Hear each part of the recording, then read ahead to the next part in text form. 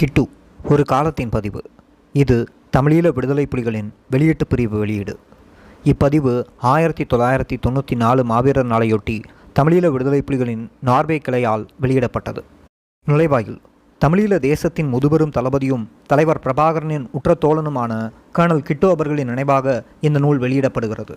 ஆரம்ப காலத்தில் எமது இயக்கத்தின் யாழ் மாவட்ட தளபதியாக பணியாற்றி அதனை எமது கட்டுப்பாட்டின் கீழ் கொண்டு வந்ததன் மூலம் விடுதலை போராட்டத்தில் முதற் தடவையாக எமக்கென ஒரு கட்டுப்பாட்டு பிராந்தியத்தை உருவாக்கிய தளபதி கிட்டு அவர்கள் பிற்காலத்தில் எமது சர்வதேச செயல்பாடுகளுக்கு பொறுப்பாளராக பணியாற்றினார்.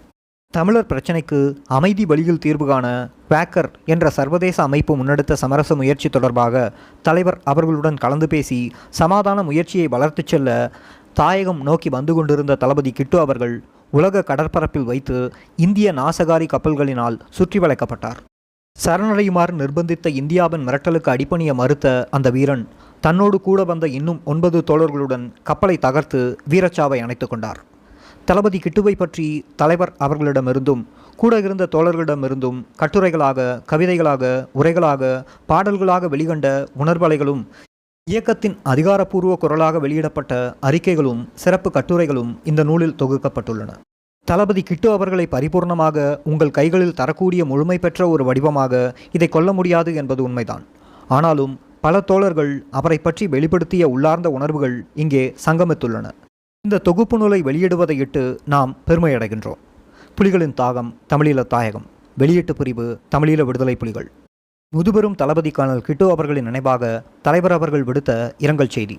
மனதின் ஆழத்து உணர்வுகளை வார்த்தைகளில் சித்தரிப்பது கடினம். அதுவும் ஆன்மாவை ஒளிப்பிவிடும் ஓர் உணர்வு பூகம்பத்தை மனித மொழியில் விவரிக்க முடியாது. எமது அருமை தம்பி கிட்டுவின் இழப்பும் அப்படித்தான். அவனது மறைவு எமது ஆன்மாவை பிளந்த ஒரு சோக நிகழ்வு. அதனை சொற்களால் வார்த்துவிட முடியாது. நான் கிட்டுவை ஆழமாக நேசித்தேன். தம்பியாக, தளபதியாக, எனது சுமைகளை தாங்கும் லட்சிய தோழனாக நான் அவனை நேசித்தேன். இது சாதாரண மனித பாசத்திற்கு அப்பாலானது. ஒரு லட்சிய பற்றுணர்வில், ஒன்றித்த போராட்ட வாழ்வில் நாம் பகிர்ந்து கொண்ட அனுபவத்தில் ஒருவரை ஒருவர் ஆழமாக இனம் கண்ட புரிந்துணர்வில் வேரூன்றி வளர்ந்த நேயம் அது. அவனுள் ஓர் அபூர்வம் இருந்ததை நான் ஆரம்பத்திலிருந்தே கண்டுகொண்டேன். அது அவனது அழகான ஆளுமையாக வளர்ந்தது. ஒரு சுதந்திர வீரனுக்குரிய அனைத்து சிறப்பியல்புகளும் அவனிடம் இருந்தன. அதனால் அவன் ஒரு அற்புதமான லட்சியவாதியாக வாழ்ந்தான், போராடினான், அனைத்து மக்களது இதயங்களையும் கவர்ந்தான். போர்க்களத்தில் வீரனாகவும் பொதுமக்களின் தோழனாகவும் எங்கும் எல்லாவற்றிலும் எல்லோரிடமும் அவனது ஆளுமையின் வீச்சு நிறைந்திருந்தது. கிட்டு ஒரு தனிமனித சரித்திரம். நீண்ட ஓய்வில்லாத புயலாக வீசும் எமது விடுதலை வரலாற்றில் ஒரு காலத்தின் பதிவு. வங்கக்கடலில் பூகம்பமாக அவனது ஆன்மா பிளந்தது. அதன் அதிர்வலையால் எமது தேசமே விழித்து கொண்டது. கிட்டு, நீ சாகவில்லை, ஒரு புதிய மூச்சாக பிறந்திருக்கிறாய். 2. இந்திய அரசே பொறுப்பு. தலைமைச் செயலகம், தமிழீழ விடுதலை புலிகள், தமிழீழம், 17/1/1993. எமது மூத்த தளபதியும் எமது இயக்கத்தின் மத்திய குழு உறுப்பினரும் சர்வதேச தலைமைச் செயலகத்தின் பொறுப்பாளருமான கர்னல் கிட்டுவையும் மற்றும் 9 போராளிகளையும் மரண பொறிக்குள் தள்ளி அவர்களை அளித்தமைக்கு இந்திய அரசாங்கமே முழு பொறுப்பையும் ஏற்க வேண்டும். இந்திய அரசின் இந்த வஞ்சக செயல் தமிழீழ மக்களின் தேசிய சுதந்திர இயக்கத்திற்கு இழைக்கப்பட்ட இன்னும் ஒரு மாபெரும் வரலாற்று துரோகமாகும். இது இந்தியாவின் இரத்தக்கரை படிந்த ஆதிக்க அரசியலுக்கு மேலும் இழுக்கை தேடிக் கொடுத்துள்ளது. தமிழீழ மக்கள் மீதான இனப்படுகொலைக்கு இந்தியா கைகொடுத்து உதவுகின்றது என்பதை இச்செயல் திட்ட தெளிவாக எடுத்து காட்டுகிறது. தமிழீழ சுதந்திர போராட்டத்தை நசுக்கிவிடும் நோக்கிலும் தென்னாசிய பிராந்தியத்தில் தனது வல்லாதிக்கத்தை நிலைநிறுத்தி கொள்ளும் இலக்கிலும் இந்திய அரசு நீண்ட காலமாகவே தமிழர் பிரச்சனையில் தலையிட்டு வருகின்றது. நண்பனாக நடித்து துரோகங்களை இழைத்து வருகின்றது. சிங்கள அரசுடன் கூட்டு சேர்ந்து தமிழரின் விடுதலை இயக்கமாகிய புலிகள் இயக்கத்தை ஒழித்து கட்ட முயன்று வருகிறது. தமிழீழ மக்களின் தேசிய அபிலாஷைகளை பூர்த்தி செய்யும் அரசியல் தீர்வுக்கும் முட்டுக்கட்டையாக இருந்து வருகிறது. நாம் ஒரு ஒடுக்கப்பட்ட மக்களினம் என்பதையும் இன அழிவுக்கு எதிராக நீதியின் அடிப்படையில் உரிமை போர் நடத்தி வருகிறோம் என்பதையும் அலட்சியம் செய்து வரும் இந்திய அரசு எமது மக்களின் சாவிலும் அழிவிலும் தனது பூகோள ஆதிக்க அரசியலை முன்னெடுக்க முயல்கிறது. சிறிய தேசிய இனமாக தனித்து நின்று போராடி உலக சமுதாயத்தின் அனுதாபம் கேட்டு நாம் எழுப்பும் உரிமை குரலையும் இந்தியா நசுக்கிவிட முயல்கிறது. தமிழீழ கடல் பரப்பை முற்றுகையிட்டு தமிழ்நாட்டுடன் எமது தொடர்புகளை துண்டித்து எமது கடல் போக்குவரத்தை தடை செய்து எம்மை பலவீனப்படுத்தி எமது எதிரியான சிங்கள அரசு எமது போராட்டத்தை முறியடித்து எமது மக்களை கொன்றொழிப்பதற்கு இந்தியா துணை போகின்றது. இந்தியாவின் சதிவலைக்குள் சிக்கியதால் எமது தளபதிகள் பலர் உயிரிழக்க நேர்ந்த மிகவும் கொடுமையான நிகழ்வுகளையும் எமது மக்கள் அறிவார்கள். இந்தியாவிடம் தர்மம் கேட்ட திலீபன், இந்திய மத்தியத்துவத்தை நம்பிய புலேந்திரன் குமரப்பா, இந்தியாவிலிருந்து சமாதான தூதுவனாக வந்த ஜெனி ஆகியோரின் சோக கதைகளை எமது மக்கள் அறிவார்கள். இந்தியாவின் இந்த கொலைப்பட்டியலில் இப்போது தளபதி கிட்டுவும் சேர்க்கப்பட்டுள்ளார். ஐரோப்பிய நாடுகளின் சமரச யோசனைகள் அடங்கிய திட்டத்துடன் சமாதான தூதுவனாகவே தளபதி கிட்டு தமிழீழம் நோக்கி கடற்பயணத்தை மேற்கொண்டார். வேறெந்த போக்குவரத்து பாதைகளும் இல்லாததால் சகலரும் சுதந்திரமாக நடமாடும் சர்வதேச கடல் மார்க்கமாக அவர் தமது தாயகம் நோக்கிய பயணத்தை தொடர்ந்தார். இந்திய கடற்படை கிட்டுவின் கப்பலை இடைமறித்த போது கிட்டுவின் சமாதான முயற்சி பற்றி இந்திய அரசிடம் கூறப்பட்டது. ஆனால் இந்திய அரசு ஐரோப்பிய சமாதான முயற்சியை விரும்பவில்லை. மேற்குலக மத்தியத்துவம் மூலம் தமிழர் பிரச்சினைக்கு சமாதான தீர்வு ஏற்படுவதை விரும்பவில்லை. அத்துடன் தனது கடலாதிக்க பொறிக்குள் சிக்கிவிட்ட புலிகளின் முக்கிய தளபதியை ஒழித்துவிடவே இந்தியா விரும்பியது. இதனால் எமது தளபதி கிட்டு இந்தியாவின் நயவஞ்சக சூழ்ச்சிக்கு பலியாக நேர்ந்தது. தளபதி கிட்டுவும் ஏனைய புலி வீரர்களும் இந்தியாவின் படைபலத்துக்கு பயமுறுத்தலுக்கும் தலைகுனியவில்லை. எமது இயக்கத்தின் வீர மரபுக்கு ஒப்ப தம்மை தாமே அளித்து தமிழினத்தின் தன்மானத்தை நிலைநிறுத்தினர். இந்த தியாக வரலாற்று நிகழ்வு இந்திய அரசின் அரக்கத்தனத்தை உலகுக்கு அம்பலப்படுத்துவதாக அமைந்துள்ளது. புலிகளின் தாகம் தமிழீழ தாயகம். 3. இந்திய அரசின் சதி. விடுதலை புலிகள் குரல் 36. வரலாற்றில் எப்போதாவது சில வேளைகளில் நடைபெறும் ஒரு சம்பவம் ஒரு தேசிய இனத்தை முழுமையாகவே சோகத்தில் ஆழ்த்தி விடுவதுண்டு. தமிழீழ மக்களை பொறுத்தளவில் இத்தகைய பல துயர சம்பவங்களை இந்த விடுதலை போராட்ட காலத்தில் சந்தித்து விட்டார்கள். இவற்றிற்கெல்லாம் சிகரம் வைத்தாற்போல கர்னல் கிட்டுவும் ஏனைய 9 போராளிகளும் வீரச்சாவடைந்த வரலாற்று சம்பவம் அமைந்துவிட்டது. இது தமிழீழ ஆன்மாவை துடிக்கச் செய்து துயரத்துக்குள் ஆழ்த்திவிட்டது. ஈழத் தமிழர்களை முழுமையாகவே உலுக்கி எடுத்த இந்த துயர நிகழ்ச்சிக்கு காரணம் எமது வரலாற்று எதிரியான சிங்கள அரசல்ல, எமது வரலாற்று நண்பனாக நடித்த இந்திய அரசேயாகும். மேற்குலக நாடுகள் சிலவற்றின் முனைப்புடன் தமிழர் தேசிய இனப்பிரச்சினைக்கான அரசியல் தீர்வு திட்டம் ஒன்றின் ஆலோசனைகளுடன் சர்வதேச கடல்வழி ஊடாக தமிழீழம் நோக்கி வந்து கொண்டிருந்த தளபதி கிட்டுவையும் ஏனைய போராளிகளையும் இந்திய அரசு வழிமறித்து மரண பொறி ஒன்றை அமைத்து அதற்குள் சிக்க செய்து கொன்றுவிட்டது. கர்னல் கிட்டு தமிழீழம் நோக்கி வங்கக்கடல் வழியாக பயணம் செய்து கொண்டிருக்கிறார் என்ற செய்தியை இந்திய அரசு அறிந்து கொண்டது. அக்கப்பலில் கர்னல் கிட்டு அவர்கள் மேற்குலக சமாதான முயற்சியின் தூதுவனாக பயணம் செய்து கொண்டிருக்கிறார் என்பதும் இந்திய அரசுக்கு ஏற்கனவே தெரியும். ஆனால் அக்கப்பலை இடைமறிக்கும்படி இந்திய அரசு கட்டளை வழங்கியது. சர்வதேச கடல் பகுதியில் பயணம் செய்து கொண்டிருந்த கப்பலை இந்திய கடற்படையின் 2 நாசகாரி கப்பல் ஜனவரி 13ஆம் தேதி அன்று தடுத்து நிறுத்தின. பின்னர் இந்திய கரையை நோக்கி கப்பலை செலுத்தும்படி நிர்பந்தித்தன. இந்த செய்தியை கப்பலில் இருந்த தொலைத்தொடர்பு கருவி மூலம் கர்னல் கிட்டு அவர்கள் எமது சர்வதேச தலைமையகத்திற்கு அறிவித்தார். இச்செய்தியினை பிரான்சில் இருந்தபடி எமது பிரதிநிதி திரு லாரன்ஸ் திலகர் அவர்கள் உலக செய்தி நிறுவனங்கள் மூலம் வெளிப்படுத்தியதோடு சில ஐரோப்பிய நாடுகளுக்கும் தமிழ்நாட்டு தலைவர்களுக்கும் சில மனித உரிமை நிறுவனங்களுக்கும் அறிவித்து கர்னல் கிட்டுவை விடுவிக்க உதவும்படி வேண்டுகோள் விடுத்தார். அத்துடன் கர்னல் கிட்டுவின் சமாதான பயணத்தை பற்றியும் பகிரங்கப்படுத்தினார். ஜனவரி 15ஆம் தேதி உலகெங்கும் இச்செய்தி பரவிவிட்டது. ஆனால் இந்திய அரசு இதை பற்றி எதுவுமே கூறாது மௌனமாக இருந்தது. அந்த மௌனத்தின் உள்ளே சூழ்ச்சி வலை ஒன்று சுறுசுறுப்பாக பின்னப்பட்டு கொண்டிருந்தது. கிட்டுவை உயிருடன் பிடிக்க வேண்டும் அல்லது அவரை அழிக்க வேண்டும், மேற்குலகின் சமாதான முயற்சியை குழப்ப வேண்டும் என இந்திய ஆளும் வர்க்கம் முடிவெடுத்தது. சர்வதேச கடல் பரப்பிலிருந்து 2 நாள் கடற்பிரயாணத்தின் பின் கர்னல் கிட்டுவும் தோழர்களும் பிரயாணம் செய்த கப்பல் சென்னை துறைமுகத்திற்கு நேரே இந்திய கடல் எல்லை வரை கொண்டு வரப்பட்டது. அங்கே வைத்து சரணடையும்படி இந்திய கடற்படையால் கட்டளையிடப்பட்டது. மறுத்தால் கப்பல் தாக்கப்பட்டு கைது செய்யப்படுவீர்கள் என எச்சரித்தது. எதிர்த்தால் கப்பல் மூழ்கடிக்கப்படும் எனவும் மிரட்டியது. இதில் எது நடந்திருந்தாலும் அது இந்திய அரசுக்கு வாய்ப்பாகவே முடிந்திருக்கும். சரணடைந்திருந்தால் கர்னல் கிட்டுவையும் ஏனையோரையும் கைது செய்து பொய் வழக்குகளை புனைந்து அவர்களை அவமானப்படுத்தி சித்திரவதை செய்வதுடன் எமது இயக்கத்தையும் எமது விடுதலை போராட்டத்தையும் சர்வதேச சமூகத்திற்கு கொச்சைப்படுத்தி காட்டியிருக்கும். ராஜீவ்காந்தி மீதான கொலை குற்றச்சாட்டை கர்னல் கிட்டு மீது சுமத்தி அவரை நிரந்தரமாக சிறைக்குள் தள்ளி கொடுமை செய்திருக்கும். இந்திய அரசின் அநாகரிகமான அரசியல் மரபும் காட்டுமிராண்டித்தனமான இழி செயல்களும் எமக்கு பழக்கமானவையாகும். 1987ஆம் ஆண்டு இலங்கை இந்திய ஒப்பந்தம் கைச்சாந்தாகிய பின் ஒரு காலை இழந்திருந்த கர்னல் கிட்டுவிற்கு மருத்துவ வசதி செய்து தருவதாக கூறி தனது விமானப்படை விமானத்தில் அவரை இந்திய அரசு சென்னைக்கு அழைத்துச் சென்றது. பின்னர் இந்திய ஆக்கிரமிப்பு படைகளுடனான போர் தொடங்கிய பின் தகுந்த அனுமதி பத்திரமின்றி இந்தியாவிற்குள் வந்தார் என குற்றம் சாட்டி அவரை சிறைக்குள் தள்ளியது. இதேபோன்று மருத்துவ வசதி பெறவென இந்திய அரசின் அனுமதியுடன் தமிழ்நாடு சென்ற 100க்கும் மேற்பட்ட போராளிகள் மீது பொய்க் குற்றச்சாட்டுகளை புனைந்து அவர்களையும் சிறையில் தள்ளியது. முள்ளந்தண்டில் துப்பாக்கிச்சூடு பட்டு நெஞ்சுக்கு கீழ் உணர்விழந்து படுத்து படுக்கையாக கிடந்த ஒரு போராளியை போலீஸ் அதிகாரியின் மனைவியை கற்பழிக்க முயன்றார் என குற்றம் சுமத்தி சிறையில் அடைத்தது. போன்று அங்கங்கள் ஊனமான போராளிகள் மீதெல்லாம் அநாகரிகமான முறையில் நகைப்புக்கிடமான குற்றங்களை சுமத்தி அவர்களை சிறையில் அடைத்தது. சரணடைய மறுத்து கர்னல் கிட்டுவும் ஏனைய போராளிகளும் கப்பலிலேயே இருந்திருப்பார்களேயானால் கப்பலை மூழ்கடித்துவிட்டு தமது போர்க்கப்பலை தாக்க வந்த புலிகளின் கப்பலை மூழ்கடித்து விட்டோம் என வெற்றி அறிக்கையை இந்திய அரசு வெளியிட்டிருக்கும். இந்த நிலையில்தான் சரணடைவதும் இல்லை, இந்திய அரசின் பொய் பிரச்சாரத்திற்கு பலியாவதும் இல்லை என்ற முடிவுடன் கர்னல் கிட்டு அவர்களுடன் lieutenant colonel Kuttisiri, major Velan, captain Jeeva, captain Roshan, captain Gunaseelan, captain Nayagan, lieutenant Amuthan, lieutenant Nallavan, lieutenant Thooyavan ஆகிய போராளிகளும் வேறு வழிகளின்றி தமது கப்பலை தகர்த்து தங்களை தாங்களே அழித்து கௌரவமாக வீரச்சாவடைந்தனர்.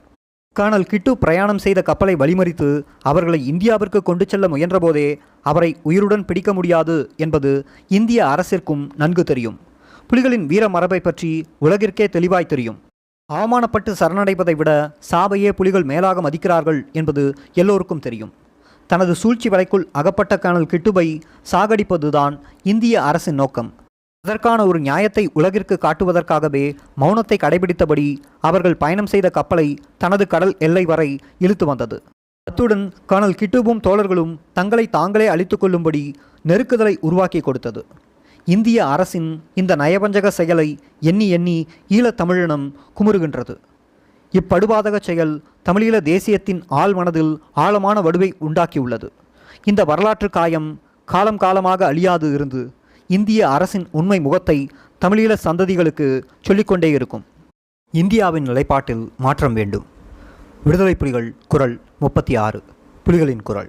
சர்வதேச கடற்பரப்பு வழியே தமிழீழம் நோக்கி கர்னல் கிட்டுவும் ஏனைய தோழர்களும் பிரயாணம் செய்து கொண்டிருந்த கப்பலை சர்வதேச கடற்சட்டத்தையும் மீறி தடுத்து நிறுத்தி மரணப் பொறி ஒன்றை அமைத்து அவர்களை சாகடித்ததன் மூலம் மீண்டும் இந்திய அரசு ஈழத்தமிழர்களுக்கு துரோகம் இழைத்துவிட்டது.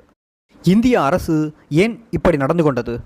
புலிகள் இயக்கத்தை அழிக்க இந்திய அரசு ஏன் இவ்வளவு தீவிரமாக இருக்கிறது? இந்திய அரசின் பூகோள தேசிய நலன்களும் அதன் பிராந்திய மேலாதிக்க வெறியும் தான் இதற்கு காரணம். இலங்கை தீவில் தமிழீழம் என்ற நாடு அமைவது தனது தேசிய பிராந்திய நலன்களுக்கு குந்தகமாக அமைந்துவிடும் என இந்திய அரசு அஞ்சுகின்றது. எனவேதான் தனி அரசு ஒன்றை அமைப்பதற்கான எமது விடுதலை போராட்டத்தை ஒடுக்குவதில் அது கண்ணும் கருத்துமாக இருக்கின்றது. ஆயுதம் தாங்கிய இந்த தேசிய விடுதலை போராட்டத்தை தலைமை தாங்கி வழிநடத்தும் புலிகள் இயக்கத்தை அழிப்பதன் மூலம் போராட்டத்தை ஒடுக்க அது கங்கணம் கட்டி நிற்கிறது. புலிகள் இயக்கத்தின் தலைமைப்பிடத்தை படிப்படியாக அழிப்பதன் மூலம் அதை சுலபமாக சாதித்து விடலாம் என தீர்மானித்துள்ளது. இந்திய அரசின் இந்த நயவஞ்சக திட்டத்திற்கு இப்போது எமது மூத்த தளபதியும் மத்திய குழு உறுப்பினருமாகிய கர்னல் கிட்டுவும் பலியாகிவிட்டார். தமிழீழ விடுதலை போராட்டத்தின் மூலம் ஈழத்தமிழர்கள் மத்தியில் வளர்ந்து வரும் தமிழ் தேசிய எழுச்சியை கண்டு இந்திய அரசு அஞ்சுகின்றது. இத்தமிழ் தேசியம் வளர்ந்து முதிர்ச்சி பெற்று தமிழீழ தனியரசு அமையுமானால் அது தமிழ்நாட்டிலும் தன்னாட்சி கோரிக்கைக்கு புத்துயிர் அளித்துவிடுமென இந்திய அரசு பயப்படுகின்றது. அத்துடன் இந்த தேசிய விடுதலை போராட்டத்தின் வெற்றி இந்திய உபகண்டத்தில் இருக்கும் தேசிய இனங்கள் மத்தியில் தேசிய எழுச்சியை உண்டு பண்ணி இந்திய சாம்ராஜ்யத்திற்கு ஆபத்தை உண்டு பண்ணி விடுமெனவும் இந்திய அரசு கலங்குகின்றது. இவை ஒருபுறம் இருக்க, இலங்கை தீவில் ஒற்றையாட்சி அரசியலமைப்பின் கீழ் ஒரு அரசியல் உறுதிப்பாடு இருக்க வேண்டும் என்பதில் இந்திய அரசு மிகவும் அக்கறையாக இருந்தது. ஏனெனில் இலங்கை தீவில் அரசியல் உறுதிப்பாடு இல்லாவிடில் அதை சாட்டாக வைத்து இங்கே உலக வல்லரசுகள் தலையீடுகளை செய்யுமெனவும் அத்தலையீடுகள் இந்திய அரசின் பிராந்திய பூகோள நலன்களுக்கு அச்சுறுத்தலை கொடுக்குமெனவும் இந்திய அரசு எண்ணியது. இந்த அச்சத்தின் அடிப்படையில்தான் கடந்த 10 வருடங்களாக இந்திய அரசு பல்வேறு பரிணாமங்களில் எமது விடுதலை போராட்டத்தில் தொடர்ச்சியாக தலையிட்டு வருகின்றது. ஆனால் இந்திய அரசின் இந்த அச்சங்கள் உண்மைக்கு புறம்பாக மிகைப்படுத்தப்பட்டவைகளாகும். இன்று உலகம் மாறிவிட்டது. பனிப்போர் முடிவுக்கு வந்து புதியதொரு அரசியல் ஒழுங்கு பிறந்துவிட்டது. புதிய உலக ஒழுங்குக்கு அமைய இந்திய அரசும் தனது உள்நாட்டு வெளிநாட்டு கொள்கைகளில் தலைகீழ் மாற்றங்களை செய்துவிட்டது. எந்த உலக வல்லரசுகள் இப்பிராந்தியத்தில் தலையீடு செய்துவிடும் என இந்திய அரசு பயந்ததோ அதே நாடுகளுடன் இன்று நெருங்கிய உறவுகளை அது ஏற்படுத்தியுள்ளது. அந்த வல்லரசுக்கே தனது உள்நாட்டு சந்தையையும் திறந்துவிட்டுள்ளது. அவற்றுடன் பொருளாதார உடன்பாடுகளை செய்துள்ளது. இராணுவ ஒத்திகைகளை நடத்தி வருகின்றது. குறிப்பாக அமெரிக்காவும் இஸ்ரேலும் இன்று இந்திய அரசின் நட்பு சக்திகளாக மாறிவிட்டன. ஆனாலும் தமிழீழ மக்களின் தேசிய விடுதலை போராட்டம் சம்பந்தமான வெளிநாட்டு கொள்கையை மட்டும் இந்திய அரசு மாற்றவே இல்லை. ஏற்படுத்தப்பட்ட அச்சங்கள் காரணமாகவும் நியாயமற்ற சந்தேகங்கள் காரணமாகவும் தமிழீழ விடுதலை போராட்டத்தை பகைமை கண்களுடனே இந்திய அரசு இன்றும் பார்க்கின்றது. இது துரதிர்ஷ்டவசமானது. ஈழத்தமிழர்கள் நடத்தும் தன்னாட்சி போர் தமிழ்நாட்டில் தாக்கத்தை ஏற்படுத்தும் என்ற இந்திய அரசின் வாதம் யதார்த்தத்திற்கு புறம்பானது. ஓர் ஆயுத போராட்டத்தை பிறப்பிக்கச் செய்வதற்கு அதற்குறித்தான புறச்சூழல்கள் இருக்க வேண்டும். தமிழீழத்தின் புறச்சூழல் தமிழ்நாட்டிற்கு இல்லை. சிங்கள பேரினவாதத்தால் இங்கு ஒரு தமிழின சங்காரமே நடைபெற்று கொண்டிருக்கிறது. பல்லாயிரம் தமிழர்கள் சிங்கள படையினரால் கொல்லப்பட்டு விட்டனர். தமது சொந்த இடங்களிலிருந்தே அகதிகளாக விரட்டப்பட்டு விட்டனர். சொந்த மண்ணிலேயே சிறை வைக்கப்பட்டிருப்பது போல அடைத்து வைக்கப்பட்டிருக்கின்றனர். ஈழத்தமிழினம் தன்னை பாதுகாப்பதற்காக ஆயுதமேந்தி போராட வேண்டிய வரலாற்று தேவையும் அவசியமும் இங்கு இருக்கின்றது. இல்லாவிடில் ஈழத்தமிழினமே அழிக்கப்பட்டுவிடும். ஈழத்தமிழினம் எதிர்நோக்கியுள்ள இந்த அபாயத்தை உணராத இந்திய அரசு எமது மக்களை அழித்தொழிப்பதற்கு சிங்கள அரசுக்கு துணைப்போவது தமிழ் இன அழிவுக்கு வழிவகுக்கும். தனித்துவமான வரலாற்று நிர்பந்தங்களால் தமிழீழத்தில் தோன்றியுள்ள சுதந்திர போராட்டத்தையும் அதன் நியாயப்பாடுகளையும் புரிந்து கொள்வதை விடுத்து எமது விடுதலை போராட்டத்தை இந்திய அரசு தனது உள்நாட்டு பிரிவினைவாதங்களுடன் ஒப்பிடுவது, அதனால் தனது தேசிய நலனுக்கு ஆபத்து ஏற்படும் என கருதுவதும் மிகவும் தவறான குருட்டுத்தனமான பார்வையாகும். இந்த தவறான கண்ணோட்டத்தின் காரணமாகவே இந்திய ஆட்சிப்பீடம் அநியாயமான முறையில் எமது விடுதலை போராட்டத்தில் குறுக்கிடுகின்றது. மாறிவரும் இப்புதிய உலகில் தேசிய சுதந்திரம் பெற்றுள்ள எத்தனையோ புதிய நாடுகளை அங்கீகரித்துள்ள இந்திய அரசு எமது விடுதலை போராட்டம் சம்பந்தமாகவும் தனது விடாப்பிடியான நிலைப்பாட்டை மாற்றிக்கொள்ள வேண்டும். தமிழீழ தனியரசு அமைவது இந்திய தேசிய நலனுக்கோ அல்லது அதன் பிரதேச பூகோள நலனுக்கோ எந்தவித அச்சுறுத்தலாகவும் அமையாது என இந்திய அரசு புரிந்து கொள்ள வேண்டும். அதன் அடிப்படையில் தமிழீழம் தொடர்பான தனது வெளியுறவு கொள்கையை இந்திய அரசு மாற்றியமைத்து தமிழீழ மக்களின் நியாயபூர்வமான சுதந்திர போராட்டத்திற்கு ஆதரவளிக்க முன்வர வேண்டும். இந்தியா புரிந்த கொலையும் ஐரோப்பாவின் மௌனமும். முதுபெரும் தளபதி கர்னல் கிட்டு மற்றும் வேங்கைகளின் நினைவு நடுகள் திரை நீக்க நிகழ்வின் போது திரு ஆண்டன் பாலசிங்கம் அவர்கள் ஆற்றிய உரை. தளபதி கிட்டு எதற்காக தமிழீழம் வந்தார்? அவர் வரும்பொழுது ஒரு சமாதான திட்டத்தை கொண்டு வந்தாரா? அந்த சமாதான திட்டம் எத்தகைய முக்கியத்துவம் வாய்ந்தது? இதனுடைய பின்னணி என்ன? ஐரோப்பிய நாடுகள் இதில் ஈடுபட்டுள்ளனவா? எந்த அளவிற்கு இந்த சமாதான திட்டத்தில் ஐரோப்பிய நாடுகள் பங்கு வகித்தன? இந்தியாவிற்கும் ஏற்கனவே இது பற்றி தெரியுமா? இந்தியாவின் பங்கு என்ன என்ற சில முக்கிய விடயங்கள் பற்றி, இதுவரைக்கும் உங்களுக்கு தெரியாத விடயங்கள் பற்றி இங்கு எடுத்து விளக்க விரும்புகிறேன். உங்களுக்கு தெரியும், நாங்கள் தளபதி கிட்டுவை மேற்குலகத்திற்கு அனுப்பியதன் காரணம் மேற்குலக நாடுகளுடன் தொடர்பு கொண்டு அவற்றின் ஆதரவை பெற்று எமது பிரச்சினைக்கு சர்வதேச சமூகத்தின் ஆதரவு பெற வேண்டும். அதற்காக எமது மத்திய குழு உறுப்பினர் ஒருவர் மேற்கு ஐரோப்பியாவில் சேரப்பட வேண்டும். அவர் பல தொடர்புகளை எடுக்க வேண்டும் என்ற நோக்குடன் தான் தலைவர் பிரபாகரன் தளபதி கிட்டு அவர்களை 3 ஆண்டுகளுக்கு முன்னரே இங்கிலாந்திற்கு அனுப்பி வைத்தார். அவரை இங்கிலாந்திற்கு அனுப்பியதில் எங்களுக்கும் முக்கிய ஒரு பங்கு உண்டு. நாங்கள் கொழும்பில் பேச்சுவார்த்தையை நடத்தி கொண்டிருந்த பொழுதுதான் கிட்டுவை நாங்கள் தங்கியிருந்த விடுதிக்கு கொண்டு வந்து அங்கு அவரை தங்க வைத்து பிரித்தானிய தூதுவர் கிட்டுவை நேரில் சந்தித்து அவர் அளித்த உறுதிமொழிகளின் பேரில்தான் நாம் கிட்டுவை இங்கிலாந்திற்கு அனுப்பி வைத்தோம். கிட்டு யார்? அவரின் அந்தஸ்து என்ன? அவர் ஒரு விடுதலை இயக்கத்தின் முக்கிய தலைவர்களில் ஒருவர். அவர் வெளிநாடுகளில் என்ன பங்கு வகிக்க செல்கிறார் என்பது எல்லாம் இங்கிலாந்திற்கு மற்றும் சில நாடுகளுக்கு தெரியும். ஏனென்றால் கொழும்பிலிருந்து கிட்டு லண்டனுக்கு அனுப்பப்படுவதற்கு முன்னதாக பல தூதர்களை கொழும்பு ஹோட்டலில் வைத்து சந்தித்து தமது நோக்கத்தை விளக்கப்படுத்தினார். பிரித்தானிய தூதுவர் தான் நேரடியாக கிட்டுவிடம் கொண்டு வந்து கடவுச்சீட்டை கொடுத்து அவர் விமானத்தில் பத்திரமாக அங்கு செல்வதற்கான வசதிகளை செய்து கொடுத்தார். ஏன் இதை நான் சொல்கிறேன் என்றால், இந்த சமாதான திட்டத்தில் பிரிட்டனுக்கு முக்கிய பங்கு உண்டு. உங்களுக்கு தெரியும், தமிழீழ விடுதலை புலிகளுக்கு 50 நாடுகளில் கிளை அமைப்புகள் இருக்கின்றன. லண்டனுக்கு சென்ற கிட்டு இந்த கிளை அமைப்புகளை எல்லாம் ஒருங்கமைத்து ஒன்றுபட செயற்பட வைத்து லண்டனில் எங்களது சர்வதேச தலைமையகத்தை அமைத்தார். நீண்ட காலமாக செயலிழந்து போய் கிடந்த பல அமைப்புகளை செயற்பட செய்தார். வெளிநாடுகளில் அவர் நடத்திய பிரச்சாரம், அவர் சந்தித்த ராஜதந்திரிகள், புரட்சி தலைவர்கள், எமது போராட்டத்தை சர்வதேச அரங்கில் முன்னெடுத்துச் செல்ல அவர் செய்த காரியங்கள் ஏராளம். அவர் மேற்கு நாடுகளில் இருந்து தமிழீழ மக்களின் பிரச்சனைகளுக்கு ஓர் அரசியல் தீர்வு காணப்பட வேண்டும் என்ற விடயத்திலேயே, சமாதானத்தை உருவாக்க வேண்டும் என்ற விடயத்திலேயே சில உருப்படியான காரியங்களை செய்து கொண்டிருந்தார். உங்களுக்கு தெரியும், ஒரு சில மாதங்களுக்கு முன்னர் குவாக்கஸ் சமாதான குழு ஒன்று மேற்குலகத்திலிருந்து இங்கு வந்தது. இவர்கள் இங்கு வரும்பொழுது கிட்டுவையும் திலகரையும் சந்தித்துவிட்டு, கொழும்பிலுள்ள முக்கிய அமைச்சர்களையும் சந்தித்துவிட்டு தான் இங்கு வந்தார்கள். இங்கு வந்து இது சம்பந்தமான சில யோசனைகளை எங்களிடம் தெரிவித்தார்கள். ஆனால் எந்த அடிப்படையில் பேச்சுக்களை நடத்துவது, எங்கு பேச்சுக்களை நடத்துவது, யாருடன் பேச்சுக்களை நடத்துவது என்ற பிரச்சனை அந்த நேரத்தில் இருந்தது. நாங்கள் இங்கே இருந்து முன்பு போல கொழும்புக்கு போய் பேச்சுக்களை நடத்த முடியாது. எப்படி போவது? சிங்கள இராணுவத்தை நம்பி கொழும்புக்கு போய் பேச்சுக்களை நடத்த முடியாது. எனவே வெளிநாட்டு தலைநகரம் ஒன்றில் வைத்து பேச்சுக்களை நடத்துவதற்கு திட்டம் தீட்டப்பட்டது. இதில் கிட்டுவும் திலகரும் பங்கெடுக்க வேண்டியது அவசியமாயிருந்தது. இங்கிருந்து தலைவர் பிரபாகரனின் பிரதிநிதிகளாக ஒரு சிலர் வெளிநாட்டுக்கு போகலாம். வெளிநாட்டு தலைநகரம் ஒன்றில் வைத்து இந்த பேச்சுக்களை நடத்தலாம் என்று குவாக்கஸ் சமாதான குழு எம்மிடம் தெரிவித்தது. ஆனால் அப்பொழுது ஒரு பிரச்சனை எழுந்தது. எதை பற்றி பேசுவது? வடக்கு கிழக்கு மாகாணத்தை இணைத்து தமிழர் தாயகத்தை ஏற்றுக்கொள்வதாக சிங்கள அரசிடம் எந்த அடிப்படையில் பேசுவது? சமஷ்டியை பற்றியா பேசுவது? இதில் சமஷ்டி என்று சொன்னது வடக்கு கிழக்கு ஒன்றாக இணைந்து தமிழர் தாயகம் ஏற்றுக்கொள்ளப்பட்ட அடிப்படையில் ஒரு சமஷ்டி யோசனை வந்தால் அதை பற்றி பேசலாம். ஆனால் சிங்களவர்கள் எதையுமே உருப்படியாக தருவதற்கு தயாராக இல்லை. அப்பொழுது நாங்கள் ஒரு யோசனையை இந்த குவாக்கஸ் சமாதான குழுவிடம் கூறினோம். ஒரு இடைக்கால தீர்வு ஒன்றை ஏற்படுத்துவோம். முதலில் யுத்த நிறுத்தத்தை கொண்டு வருவோம். தமிழீழத்தில் ஒரு சமாதான சூழ்நிலையை உருவாக்குவோம். எமது மக்கள் இந்த கடந்த 3 ஆண்டு போரினால் மிகவும் நொந்து போயிருக்கிறார்கள். தாங்கோனா பலுக்களை சுமந்து நிற்கிறார்கள். இந்த மக்களுக்கு ஒரு நிம்மதி வேண்டும். இந்த மக்களுக்கு ஒரு சமாதான சூழ்நிலை வேண்டும். ஆகவே முதலில் இந்த சமஷ்டி இணைப்பு அவற்றை பற்றி பேசுவதை விட்டுவிட்டு முதலில் ஒரு சமாதான சூழ்நிலையை உருவாக்குவோம். மக்கள் மத்தியில் ஒரு நல்லெண்ண நம்பிக்கையை பிறப்பதற்கு ஸ்ரீலங்கா அரசு ஏதாவது உருப்படியாக செய்ய வேண்டும். இதற்கும் ஒரு திட்டம் கொடுத்தோம். முதலில் 2 தரப்பும் யுத்த நிறுத்த பிரகடனம் செய்வோம். சிங்கள அரச படைகள் சில இடங்களில் இருந்து தனது படையை வாபஸ் பெற வேண்டும்.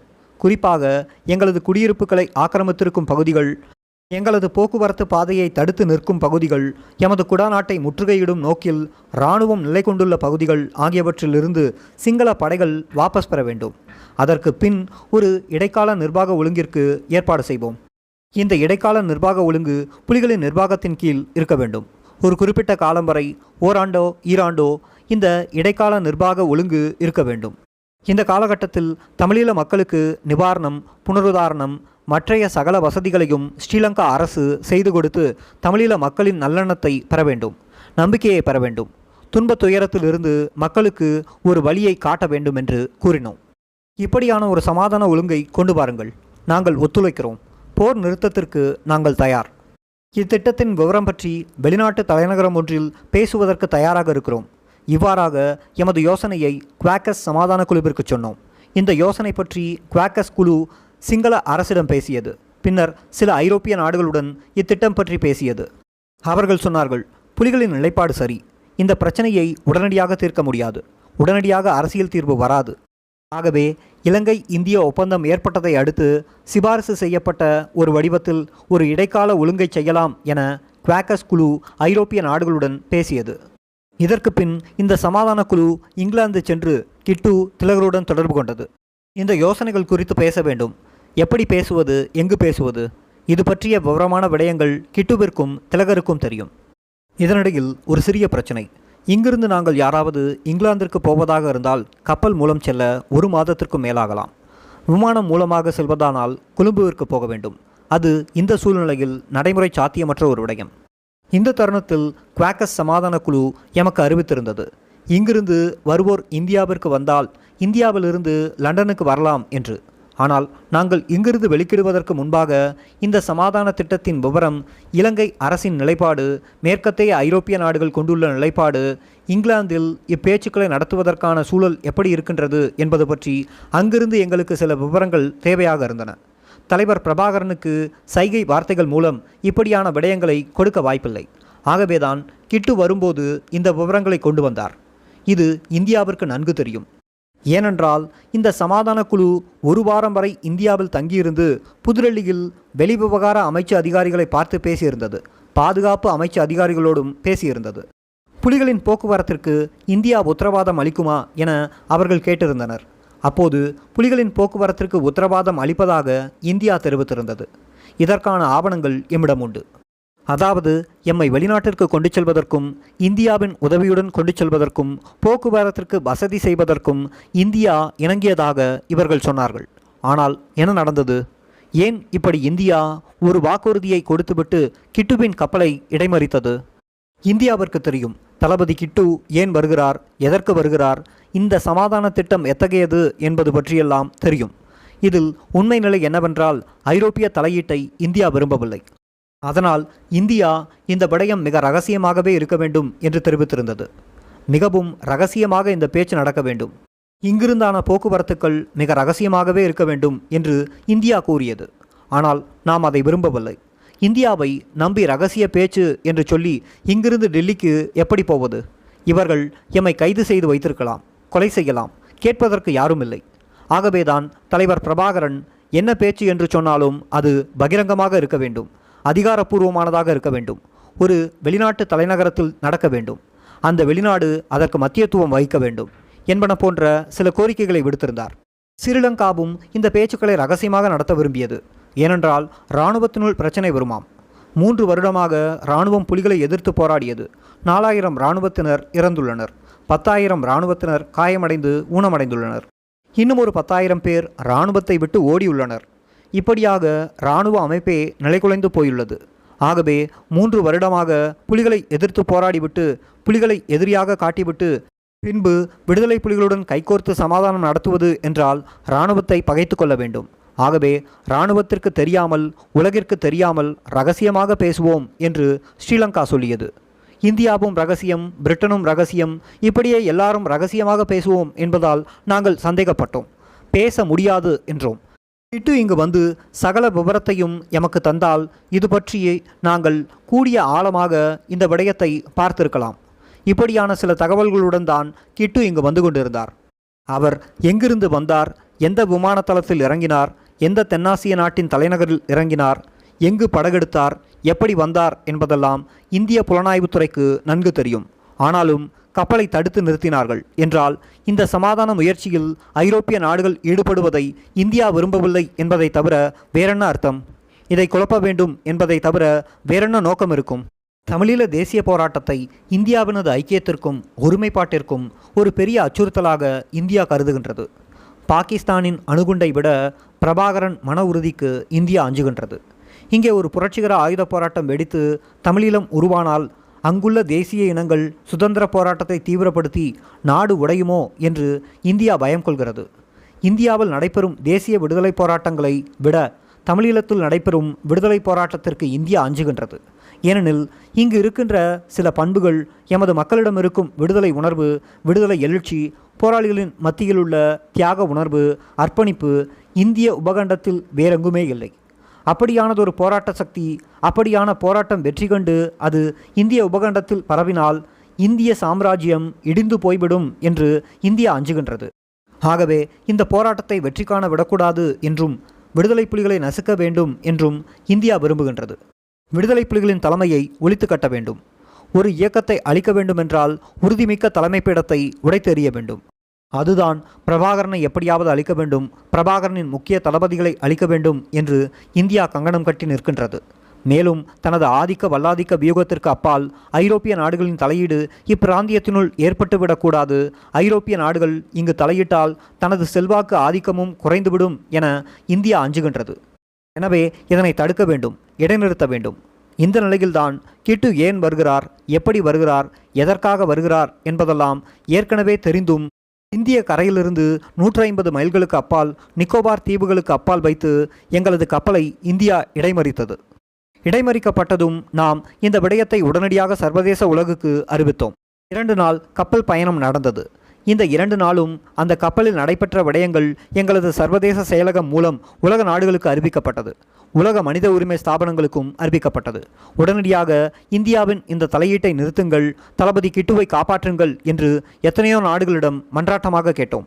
ஆனால் இந்தியாவிற்கு அழுத்தம் போடுவதன் மூலம் இந்தியாவை ராஜதந்திர ரீதியாக பகைத்து கொள்ள பிரிட்டன் போன்ற நாடுகள் விரும்பவில்லை.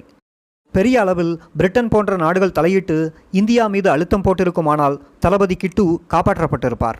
ஆனால் இந்த மேற்கு நாடுகள் அப்படிப்பட்ட முயற்சி எதையும் மேற்கொள்ளவில்லை. இந்திய கடற்படையின் இந்த நடவடிக்கை குறித்து இந்திய அரச மட்டத்தில், வெளியுறவு அமைச்சு மட்டத்தில், பாதுகாப்பு அமைச்சு மட்டத்தில் பேச்சுக்கள் நடைபெற்று கொண்டிருந்தது.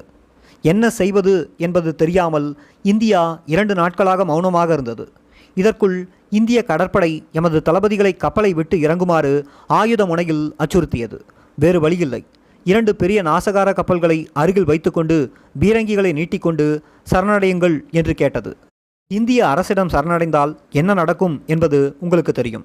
ஏற்கனவே எமது போராளிகள் பலர் கண்ணில்லாதவர்கள், முழு உடலும் இயங்காதவர்கள், வலது குறைந்த அங்கவீனர்கள், இவர்களையெல்லாம் சிறையில் போட்டு சித்திரவதை புரியும் இந்திய அரசு கிட்டுவை கைப்பற்றியிருந்தால் அவர் அசிங்கப்படுத்தப்பட்டிருப்பார். கொடூரமான சித்திரவதைகளுக்கு உள்ளாக்கப்பட்டிருப்பார். ராஜீவ்காந்தி கொலை வழக்கில் சம்பந்தப்படுத்தப்பட்டிருப்பார். வேறு பல வழிகளில் அவர் மிக மிருகத்தனமாக நடத்தப்பட்டிருப்பார். இந்த நிலையில் இந்தியாவின் பயமுறுத்தலுக்கு, அச்சுறுத்தலுக்கு அடிபணியக்கூடாது என்பதால் அவர் வீரச்சாவை தழுவிக்கொண்டார். ஆனால் இதற்கு பின்னணியில் பல ராஜதந்திர தலையீடுகள் உண்டு. எமக்கு கவலை என்னவெனில், இந்த தீர்வு திட்டத்தை முன்மொழிந்த சில நாடுகள், முக்கியமாக பிரிட்டன் போன்ற நாடுகள், குவாக்கஸ் சமாதான குழுவை இங்கு அனுப்பிய நாடுகள் இதில் மௌனம் சாதித்தமையாகும். அதாவது கிட்டு பற்றிய உண்மையான விடயங்களை தெரிந்து கொண்டு அவை இந்தியாவை பகைக்காமல் மௌனம் சாதித்துள்ளன. இந்தியாவும் தனது தேசிய வல்லாதிக்க நலன் குறித்து எமது தளபதிகளை அழித்துவிட்டு நிற்கின்றது. இதன் ஒட்டுமொத்த விளைவுகள் என்ன? இனி என்ன நடக்கும்? உங்களுக்கு ஒன்று தெரிய வேண்டும். வெளிநாடுகள் எங்கும் ஒரு பெரிய ஆவேச அலையொன்று பரவுகின்றது. எங்கள் மக்கள் மத்தியில், வெளிநாடுகளில் இருக்கும் அமைப்புகள் மத்தியில் இந்த நெருக்கடியை, இந்தியாவின் இந்த துரோகச் செயலை அம்பலமாக்கும் நோக்கத்தோடு கண்டன பேரணிகள், ஆர்ப்பாட்டங்கள் நடத்தப்பட உள்ளன. தமிழ்நாட்டில் இந்த பிரச்சனை பற்றி உண்மையான தகவல் எதுவும் மக்களுக்கு போகவில்லை. ஏதோ புலிக்கப்பல் ஒன்று தங்களது கடல் எல்லைக்குள் வந்து குழம்பி போய் நின்றது. அவர்களை பிடிக்கப் போனோம். அதற்கு முன்பாக அவர்களே தங்களது கப்பலுக்கு தீ வைத்து கொளுத்திவிட்டார்கள் என்பது போன்ற ஒரு பொய்ச் செய்தியை, துணை கதையை பரப்பியுள்ளார்கள். ஆனால் லண்டனிலிருந்து, பாரிஸிலிருந்தும் தொலைபேசி மூலம் சில தமிழக தலைவர்களுக்கு விடயத்தை சொல்லியிருந்தோம். கிட்டுவின் சமாதான பயணத்தை இந்தியா தடுப்பதற்கு விடக்கூடாது என்று நெடுமாறன் போன்ற தமிழக தலைவர்களிடம் கேட்டுக்கொண்டிருந்தோம். ஆனால் இத்தலைவர்கள் இப்போது சிறையில் வைக்கப்பட்டிருக்கிறார்கள். இந்த நிலையில் எங்களுக்கு நியாயம் வழங்க எவருமே இல்லையா? இந்த உலக சமுதாயம் இதை பார்த்து நிற்கிறதா என்று நீங்கள் கேட்பீர்கள். ஒன்றை மட்டும் நான் உங்களுக்கு சொல்லலாம். அதாவது, இப்படி எங்களைப் போல எத்தனையோ ஒடுக்கப்பட்ட மக்களிடம், மிகவும் மிருகத்தனமாக நசுக்கப்பட்ட மக்களிடம், நீதி கேட்டு போராடும் மக்களிடம் இவர்களை எல்லாம் காப்பாற்றுவது என்ன? இவர்களுக்கு நீதி வழங்கி கொடுப்பது என்ன? இது இந்த போராட்டங்களின் தார்மீக அடிப்படையே அன்றி வேறில்லை. நாங்கள் தர்மத்தின் அடிப்படையில், தார்மீகத்தின் அடிப்படையில், சத்தியத்தின் அடிப்படையில் ஒரு போரை நடத்தி கொண்டிருக்கிறோம். இந்த சத்தியம்தான் வரலாற்று சக்தி. இந்த சத்தியம்தான் மனித வரலாற்றை நகர்த்தும் அற்புதமான சக்தி. இந்த ஆன்மீக அடிப்படையில், தார்மீக அடிப்படையில் நடத்தி செல்லப்படும் எமது போராட்டம் இறுதியில் வெற்றி பெறும். எத்தனை சக்திகள் இடைமறித்தாலும் இறுதி வெற்றி எமக்கே. பிரபாகரனின் பெரும் தளபதி. விடுதலை புலிகள் குரல் 36. தீருவில் கடலன மக்கள். இந்திய அரசு தமிழீழத்தின் இதயத்தில் அடித்து வருத்திய பழைய நினைவைச் சொல்லிக்கொண்டு நிற்கும் பன்னிருவரின் நினைவு கோயிலைச் சுற்றியும் நிரவியும் மக்கள். நெஞ்சங்களில் கோபம், அழுகை, கண்ணீர். சோகத்தை ஏற்றுக்கொள்ள முடியாமல் எழுந்த சினம். அன்பிற்குரியவனை இழந்துவிட்ட தவிப்பு. இதயத்தில் விழுந்துவிட்ட 2வது அடி. அதே தீருவில். கிட்டண்ணையும் அவர் தோழர்களும் கப்பலில். படமாக நம்ப முடியாத நிஜம். படத்தில் கிட்டண்ணையின் முகத்தில் கனிவான பார்வை. தன் தலைவனை வரவேற்கும் மகிழ்ச்சியான சிரிப்பு. அம்மா தன் இளைய மகனின் இழப்பை தாங்க முடியாமல் மூத்த மகனை கட்டி அணைத்து அழுதாள். அவளுக்கு தலைவரும் மகன்தான். தேசமே அழுதது. மக்கள் கூட்டம் தங்கள் நெஞ்சத்தில் வாழ்ந்தவனுக்கு அஞ்சலி செலுத்த வந்த தலைவனை பார்த்து கையசைத்தது. உறுதியான அசைவு. கண்ணீர் அலைகளின் ஊடாக பிறந்த நம்பிக்கை. தலைவன் இருக்கின்றான். கிட்டண்ணை அடிக்கடி சொன்ன வார்த்தைகள் அவை. 5 வருடங்களுக்கு முன்பு சுதுமலை அம்மன் கோவில் முற்றலில் லட்சக்கணக்கான மக்கள் திரண்டிருந்தார்கள். முகங்களில் தலைவனை கண்ட மகிழ்ச்சி. தலைவன் சொல்லப்போகும் வார்த்தைகளுக்காக ஏங்கி நிற்கும் நிமிடங்கள். அடுத்ததாக தளபதி கிட்டு அவர்கள் பேசுவார். மக்களின் ஆரவாரம், ஆர்ப்பரிப்பு. அவர்களின் தலைவனின் முன்பு அவர்களின் தளபதி. மகிழ்ச்சி பிரபாகம். தங்கள் தளபதியில் தாங்கள் வைத்திருக்கும் அன்பை தலைவனுக்கு காட்டும் துடிப்பு, உற்சாகம். அந்த ஆர்ப்பரிப்புக்குள் வார்த்தைகள் தெளிவாக விழவில்லை. ஒன்றிரண்டு மனதில் விழுந்தது, அப்படியே பதிந்தது. தலைவர் இருக்கின்றார், அவரை நம்புங்கள். ஒரு தூய உள்ளத்திலிருந்து வந்த சத்தியமான வார்த்தைகள். இன்று கூட அந்த வார்த்தைகளுக்குத்தான் எவ்வளவு உயிர்ப்பு இருக்கின்றது. கிட்டெண்ணெய் மக்களின் இதயங்களில் கூடுகட்டி வாழ்ந்த பறவை அது. அது எப்படி முடிந்தது? அதொன்றும் அதிசயமானதல்ல. தங்களுக்காக சாவுக்கு முன்னால் நிற்கும் வீரனொருவனை நேசிக்க எவருக்குமே காரணங்கள் தேவையில்லை. கிட்டெண்ணெய் சிறந்த ஒரு போராளி, வீரன். அவரின் துணிவு, வீரம், விவேகம், வேகமான செயல் எல்லாவற்றையுமே மக்கள் ரசித்தனர், விரும்பினர். தாய்நாடு தன் குழந்தையில் வைத்த பாசம் அது. மக்கள் பயந்து நடுங்கி உறக்கமற்று விழித்த காலம், வீதிக்கு வீதி செத்தொழிந்த காலமெல்லாம் மாறிப்போனது கிட்டெண்ணெயின் காலத்தில்தான். கோட்டையிலிருந்து ஆமி வெளிக்கிடறானாம். மறுகணம் அவசரமாக மேற்சட்டை கூட ஒழுங்காக அணியாமல் கிட்டெண்ணெய் அங்கு நிற்பார். கிட்டார் நிற்கிறார். இனி பயமில்லை. மக்களின் மனங்களில் துணிவு பிறக்கும். இராணுவத்தினர் திரும்பி ஓடியதும் ஊர் முழுவதும் வெற்றி களிப்பு, மகிழ்ச்சி கொண்டாட்டம். அது அவர்களின் பிள்ளைகள் பெற்ற வெற்றி. பலாலி, நாவற்குழி, வல்வெட்டித்துறை, பருத்தித்துறை, ஆனையிரவு என்று எங்கு இராணுவத்தினர் புறப்பட்டாலும் அங்கு கிட்டெண்ணெய் நிற்கார். இரவிலும் பகலிலும் ஒவ்வொரு நாளும் சண்டை. அந்த காலங்களில்தான் கிட்டெண்ணெய் மக்களின் மனங்களில் வாழத் தொடங்கினார். அது நிரந்தரமான அழிவற்ற வாழ்வு. கோபித்தாலும் சண்டையிட்டாலும் சாகாத வாழ்வு. வீதிகளின் ஓரங்களில் வயது முதிர்ந்த கிழவர்களுக்கு அருகில் விரித்து வைத்திருக்கும் வெற்றிலை சரையில் இருந்து பாக்கு சீவலை எடுத்து கடித்தபடி கிட்டெண்ணெய் நாட்டு நடப்பை பேசி கொண்டிருப்பார். சில மாலை நேரங்களில் இது நடக்கும். கிழவர்களுக்கோ தாராளமாக நேரம் இருந்தது. கிட்டெண்ணெய்க்கோ அப்படி இல்லை. ஆனாலும் அந்த மாலை நேரங்களை அவர் விரும்பினார். அந்த முதியவர்களின் நிலையோ சொல்ல தேவையில்லை. அவர்கள் பெரிதும் மதித்த வீரன் அவர்களுக்கு முன்னால்.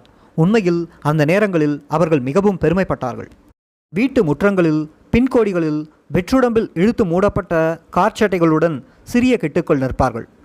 இடுப்பில் கிட்டெண்ணெயின் 357 மேக்னம் சுழல் துப்பாக்கியை போன்று இழுப்பட்டபடி வளைத்த தடி ஒன்று தொங்கும். கல்லன் போலீஸ் விளையாட்டெல்லாம் மறைந்து புலிகள் இராணுவ விளையாட்டு தொடங்கியிருந்தது. விளையாட்டிலும் சின்ன கிட்டுக்கள் ஒரு நாளும் தோற்பதில்லை. வெற்றி என்றும் வெற்றிதான். விளையாட்டில் கூட கிட்டு மாமா தோற்பதை அவர்கள் விரும்புவதில்லை. இப்படித்தான் கிட்டெண்ணெய் எல்லாரின் நெஞ்சுகளிலும் வாழ்ந்தார். அதனால்தான் அவருக்கு ஆபத்து என்றபோது மக்கள் துடித்தனர். அது 1987 ஆரம்பம். வடமாராட்சியில் இராணுவத்தினருடன் நடந்த சண்டையொன்றில் கிட்டெண்ணெயின் கையில் பட்டிருந்த காயம் குணமாகி சில நாட்கள் சென்றிருந்தன. அப்போதுதான் தேச விரோதிகளால் கிட்டெண்ணெய்க்கு குண்டு எறியப்பட்டது. குண்டு வெடித்தது தெரியும். ஆனால் கிட்டெண்ணெய்க்கு என்ன நடந்தது என்பது மக்களுக்கு சரியாக தெரியாது. தமிழீழம் எங்கும் அதிர்ச்சி பரவியது. மக்கள் சிரிப்பை மறந்து சோகத்தில் ஆழ்ந்து போனார்கள். தமிழ் நிலமெங்கும் கவலையில் தவித்தது. உயிருக்கு ஆபத்தில்லையாம் என்ற பொழுது ஓரளவு ஆறுதலாக இருந்தது. ஆனாலும் கவலை முற்றாக தீரவில்லை. ஏனெனில் கிட்டெண்ணெய் ஒரு காலை இழந்திருந்தார். 1987 மே நாள் மக்கள் பெருமளவில் திரண்டிருந்தனர். கிட்டெண்ணெய் பேசுவதற்கு வருகிறாராம். மக்கள் முகங்களில் மகிழ்ச்சி. கிட்டெண்ணெயை பார்த்துவிட வேண்டும் என்ற ஆவல். கிட்டெண்ணெய் பேசினார். தரமானதொரு பேச்சாளருக்குரிய பேச்சு. அது மக்களின் பங்களிப்புக்குரிய பாராட்டு. ஒன்றிணைந்த மக்களை வாழ்த்திய பேச்சு. அன்று மக்களிடையே உற்சாகமும் மகிழ்ச்சியும் கண்ணீரும் கரைபுரண்டோடியது. கிட்டெண்ணெயின் வீரத்தைப் போலத்தான் கோபமும் பிரசித்தமானது. ஒரு தாயின் கோபத்தைப் போல ரசித்து ஏற்றுக்கொள்ளும் கோபம். மறுகணம் எங்கென்று தெரியாது மறைந்துவிடும் கோபம். தோழர்களுக்கு அடியும் விழும். ஆனாலும் ஒருவரும் கோபிப்பதில்லை. கிட்டெண்ணெயில் உயிரையே வைத்திருக்கும் தன்மையையும் குறைப்பதில்லை. ஏனெனில் அவரின் கோபத்தினுள் இருக்கும் கனிவான இதயத்தை அவர்கள் அறிவார்கள். சண்டைகளின் பொழுது யாராவது ஒரு தோழன் காயமடைய நேரிட்டால் அந்த மனிதர் துடிக்கும் துடிப்பையும், யாராவது தோழனை இழந்துவிட்டால் முகம் கருத்து தவித்து அழும் அழுகையையும் அவர்கள் கண்டவர்கள். அதனால்தான் கிட்டெண்ணெயில் யாரும் கோபிப்பதில்லை. அவரின் கோபம் தேவையானதே. இயக்கத்தின் ஒழுங்கையும் கட்டுப்பாட்டையும் பேணுவதற்கு அவசியமானது. கோபத்தை விட அவரின் உள்ளே இருந்த கனிவும் திறமையும் மனிதர்களை வென்றன. குறிப்பார்த்து சுடுவதில் கிட்டெண்ணெய் வல்லவர். இலக்கு பொதுவாக தவறுவதில்லை. அது அவருடைய எதிரிகளுக்கு கூட தெரிந்த விடயம். எங்களூர் பெரியவர்கள் தங்களுக்குள் பேசிக்கொள்ளும் பெருமை. ஆபத்தான வேலைகளில் கூட பதற்றமற்று நிதானமாக துப்பாக்கியை கையாள்வார். சண்டைகளின் போது தேவையற்ற துப்பாக்கி இயக்கத்தை அவர் ஒருபோதும் செய்வதில்லை. இதெல்லாவற்றிற்கும் அவருடைய முதலாவது தாக்குதலே சான்றாக நிற்கிறது. உமையாள்புரம் நிலக்கண்ணியை பொருத்திவிட்டு இராணுவத்தினரின் வருகைக்காக அவர்கள் 10 பேர் காத்திருந்தார்கள். எல்லாம் சரி. இராணுவ வண்டிகள் வருவது தெரிந்தது. கன்னி வெடிகளை கையாளும் தொழில்நுட்ப அறிவை பெறாத காலம். இராணுவ வண்டிகளை பார்த்து மிரண்டு ஓடி வந்த ஆட்டுக்குட்டியின் பாய்ச்சலுக்கு கன்னி வெடிகள் வெடித்தன. புலிகள் ஒவ்வொரு திசைகளால் பின்வாங்கினர் அல்லது தப்பி ஓடினர். வீதிக்கு அருகாக தண்டவாளம் இருந்தது. அதன் இரு பக்கமும் வெட்டை. கவச வாகனங்கள் 2 துப்பாக்கி ரவைகளை அள்ளி வீசிக்கொண்டு நெருங்கி வந்தன. ஒரு சிலர் விழலாம் என்ற நிலை. கிட்டன்னை தண்டவாளத்தில் நின்று திரும்பி தனது G3 துப்பாக்கியால் கவச வாகனத்தை நோக்கி சுட்டார். தவறாத குறி. கவச வாகனத்தின் சாரதி காயப்பட்டான். அவ்வாகனம் தூரத்தில் வந்த வேகத்திற்கு சரிந்து புரண்டது. அவரது முதலாவது களமும் சாதனைதான். அதன் பின்பு கிட்டன்னை கண்ட ஒவ்வொரு களமும் அவரது வீரத்தை வெளிப்படுத்தி நின்றது. பகைவர்களை கலங்கடித்தது. கிட்டன்னை சிறந்ததொரு வீரன். அதை போன்றுதான் கேமராவை தூக்கினால் சிறந்ததொரு படப்பிடிப்பாளன். அது தொலைக்காட்சி கேமராவாக இருந்தாலும் சரி. சிறந்ததொரு இலக்கியவாதி, எழுத்தாளன். போராளிகள் தொடர்பாக, போர் முனையில் அவர்களின் வாழ்க்கை தொடர்பாக உள்ளத்தை தொட்டுவிடும் உணர்வோடு அவரின் எழுத்துக்கள் வெளிப்படும். போராட்ட வாழ்வின் தத்துவமும் நிதர்சன தரிசனமும் அவர் எழுத்துக்களில் பரவி விழும். எல்லாவற்றிற்கும் மேலாக அவரின் உயிர் போன்ற மக்கள் மீதான நேசம் அவர் எழுத்துக்களில் பரிணமிக்கும். சரி, இதெல்லாம் போக கிட்டன்னையை நாங்கள் இழந்துதான் போனோமா? உண்மைதான். ஏற்றுக்கொள்ள முடியாத தெளிவான உண்மை. நாம் ஏராளமான மரணத்தை கண்டுவிட்டோம். தோழர்களின் சாவு எம்மை பாதிக்காது. வீர மரணம் எமக்கு பரிச்சயமானது. சாவை சந்திக்க தயாராக இருக்கின்றோம் என்றுதான் நாம் இருமாத்தாக இருந்தோம். ஆனால் உன் மரணத்தை சந்தித்தபோது எம் இதயம் உருகுலைந்தது, தளர்ந்தது. எம் உள்ளம் சூனியமாகியதை நாம் எப்படி வெளிப்படுத்த முடியும்? மேஜர் ஆல்பர்ட்டின் இழப்பை அடுத்து அவரை பற்றிய நினைவு குறிப்பில் கிட்டன்னை இதை எழுதினார்.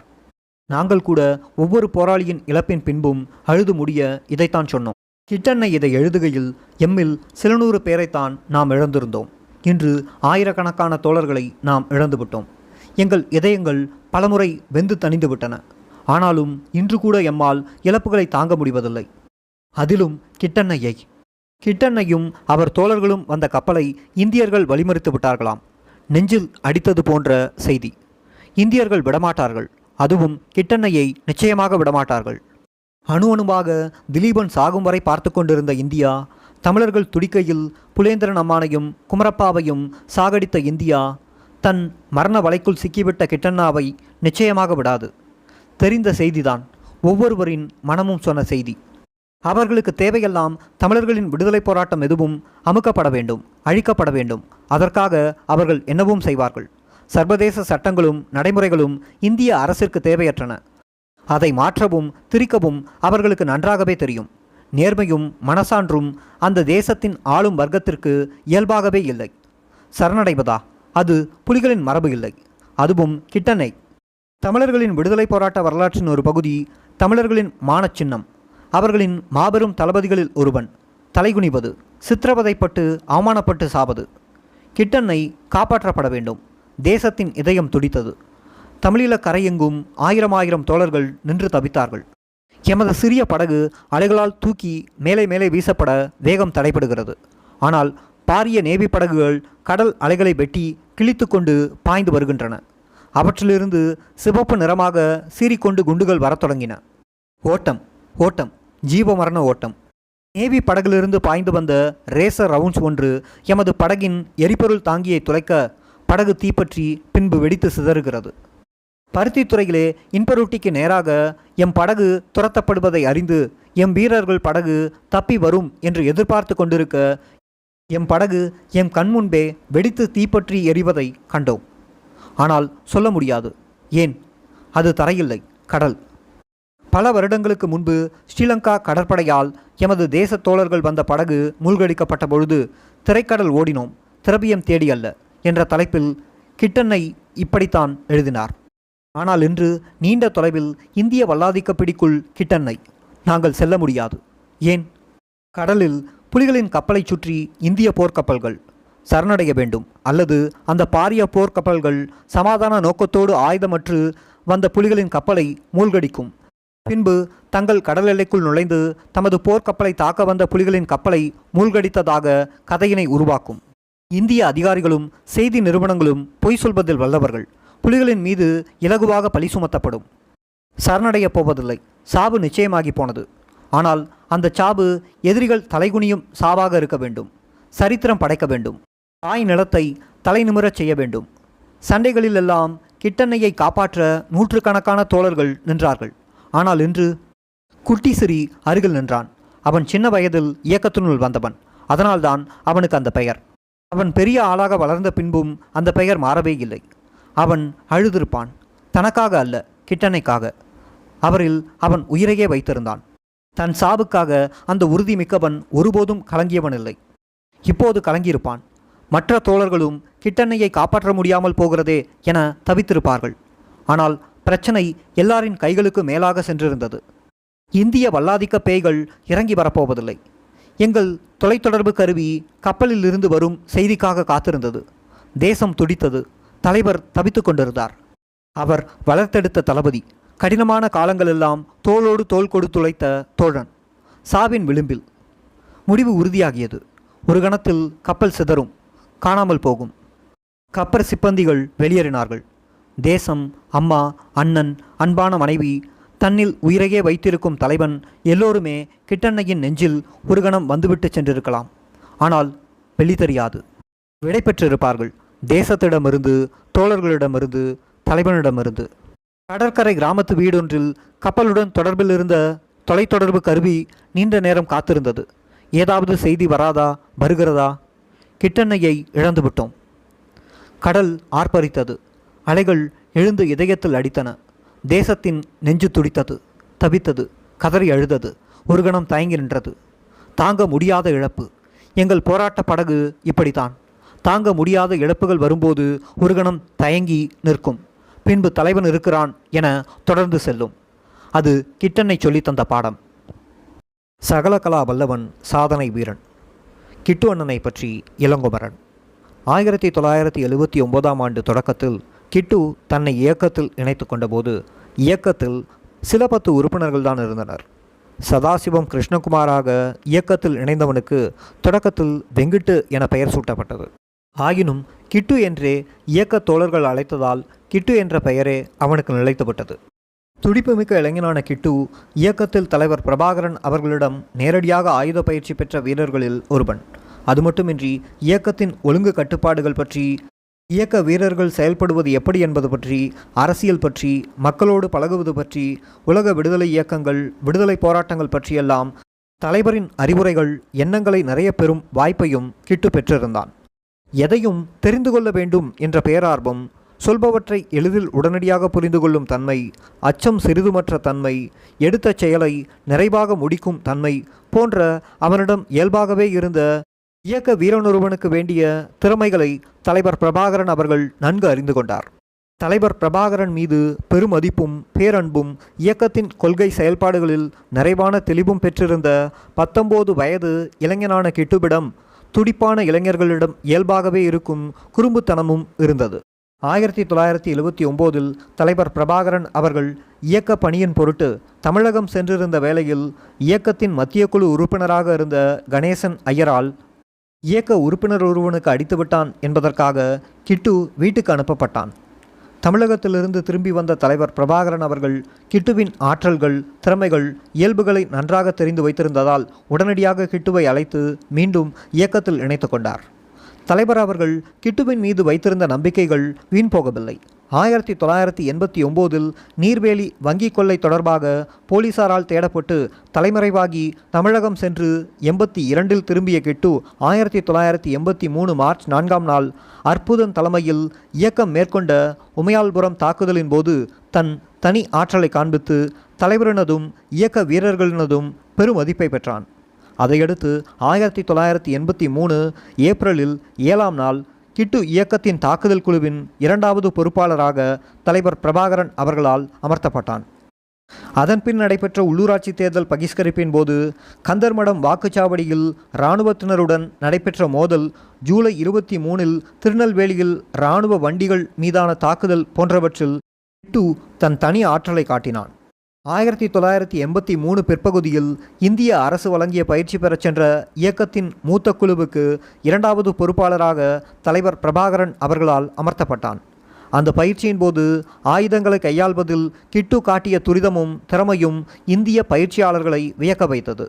பயிற்சியை முடித்து தமிழீழம் வந்த கிட்டு 24/2/1984 அன்று யாழ் குருநகர் இராணுவ முகாமின் கட்டடங்களை தகர்த்ததுடன் இயக்கம் மேற்கொண்ட பல்வேறு தாக்குதல்களில் தன் திறமையையும் வீரத்தையும் காண்பித்தான். 1985 கேப்டன் பண்டிதர் வீரச்சாவடைந்ததைத் தொடர்ந்து யாழ் மாவட்ட தளபதியாகிய கிட்டு வடமாகாணத்திலேயே பெரிய போலீஸ் நிலையமாக திகழ்ந்த யாழ் போலீஸ் நிலைய கட்டடங்களை தகர்த்தார். நூற்றுக்கணக்கான ஆயுதங்களையும் ஆயிரக்கணக்கான ரவைகளையும் பல ஆவணங்களையும் கோப்புகளையும் கைப்பற்றி போலீசாரை விரட்டியடித்தார். அதன்பின் தளபதி கிட்டு இராணுவ முகாம்களை முற்றுகையிட்டு இடைவிடாது படிப்படியாக மேற்கொண்ட தாக்குதல்களினால் சிங்கள படை முற்றாக முகாமுக்குள் முடக்கப்பட்டது. யாழ்ப்பாணம் விடுதலை புலிகளின் முழு கட்டுப்பாட்டின் கீழ் கொண்டு வரப்பட்டது. தளபதி கிட்டுவின் ஆற்றல், திறமை, உழைப்பு, எதற்கும் அஞ்சாத வீரம் என்பனவே இன்று போலன்றி ஆள்வலு, ஆயுதவலு போன்ற வசதிகள் குன்றியிருந்த காலத்திலும் கூட அவன் பெரு வெற்றிகளை குவிக்க காரணமாக அமைந்தன. அக்காலத்தில் எதிரிகளினது பயங்கரவாத செயல்களை மட்டுமின்றி இன துரோகிகளின் சதி செயல்களையும் சமூக விரோதிகளின் அடாவடித்தனங்கள் போன்றவற்றையும் எதிர்கொண்டு ஈடுகொடுத்தான். தளபதி கிட்டு தன் அருஞ்சாதனைகளையும் படைத்தான். தளபதி கிட்டு தனது ஆற்றலையும் திறமையையும் இராணுவ நடவடிக்கைகளோடு நிறுத்தி கொள்ளவில்லை. குடாநாட்டில் சிங்கள காவல்துறை முற்றாக சீர்குலைக்கப்பட்டதை அடுத்து யாரும் கேட்பாரற்ற முறையில் பெருகிய சமூக விரோத செயல்களையும் சட்ட மீறல்களையும் தடுத்து நிறுத்த கிராமிய நீதிமன்றங்களை ஏற்படுத்தினார்.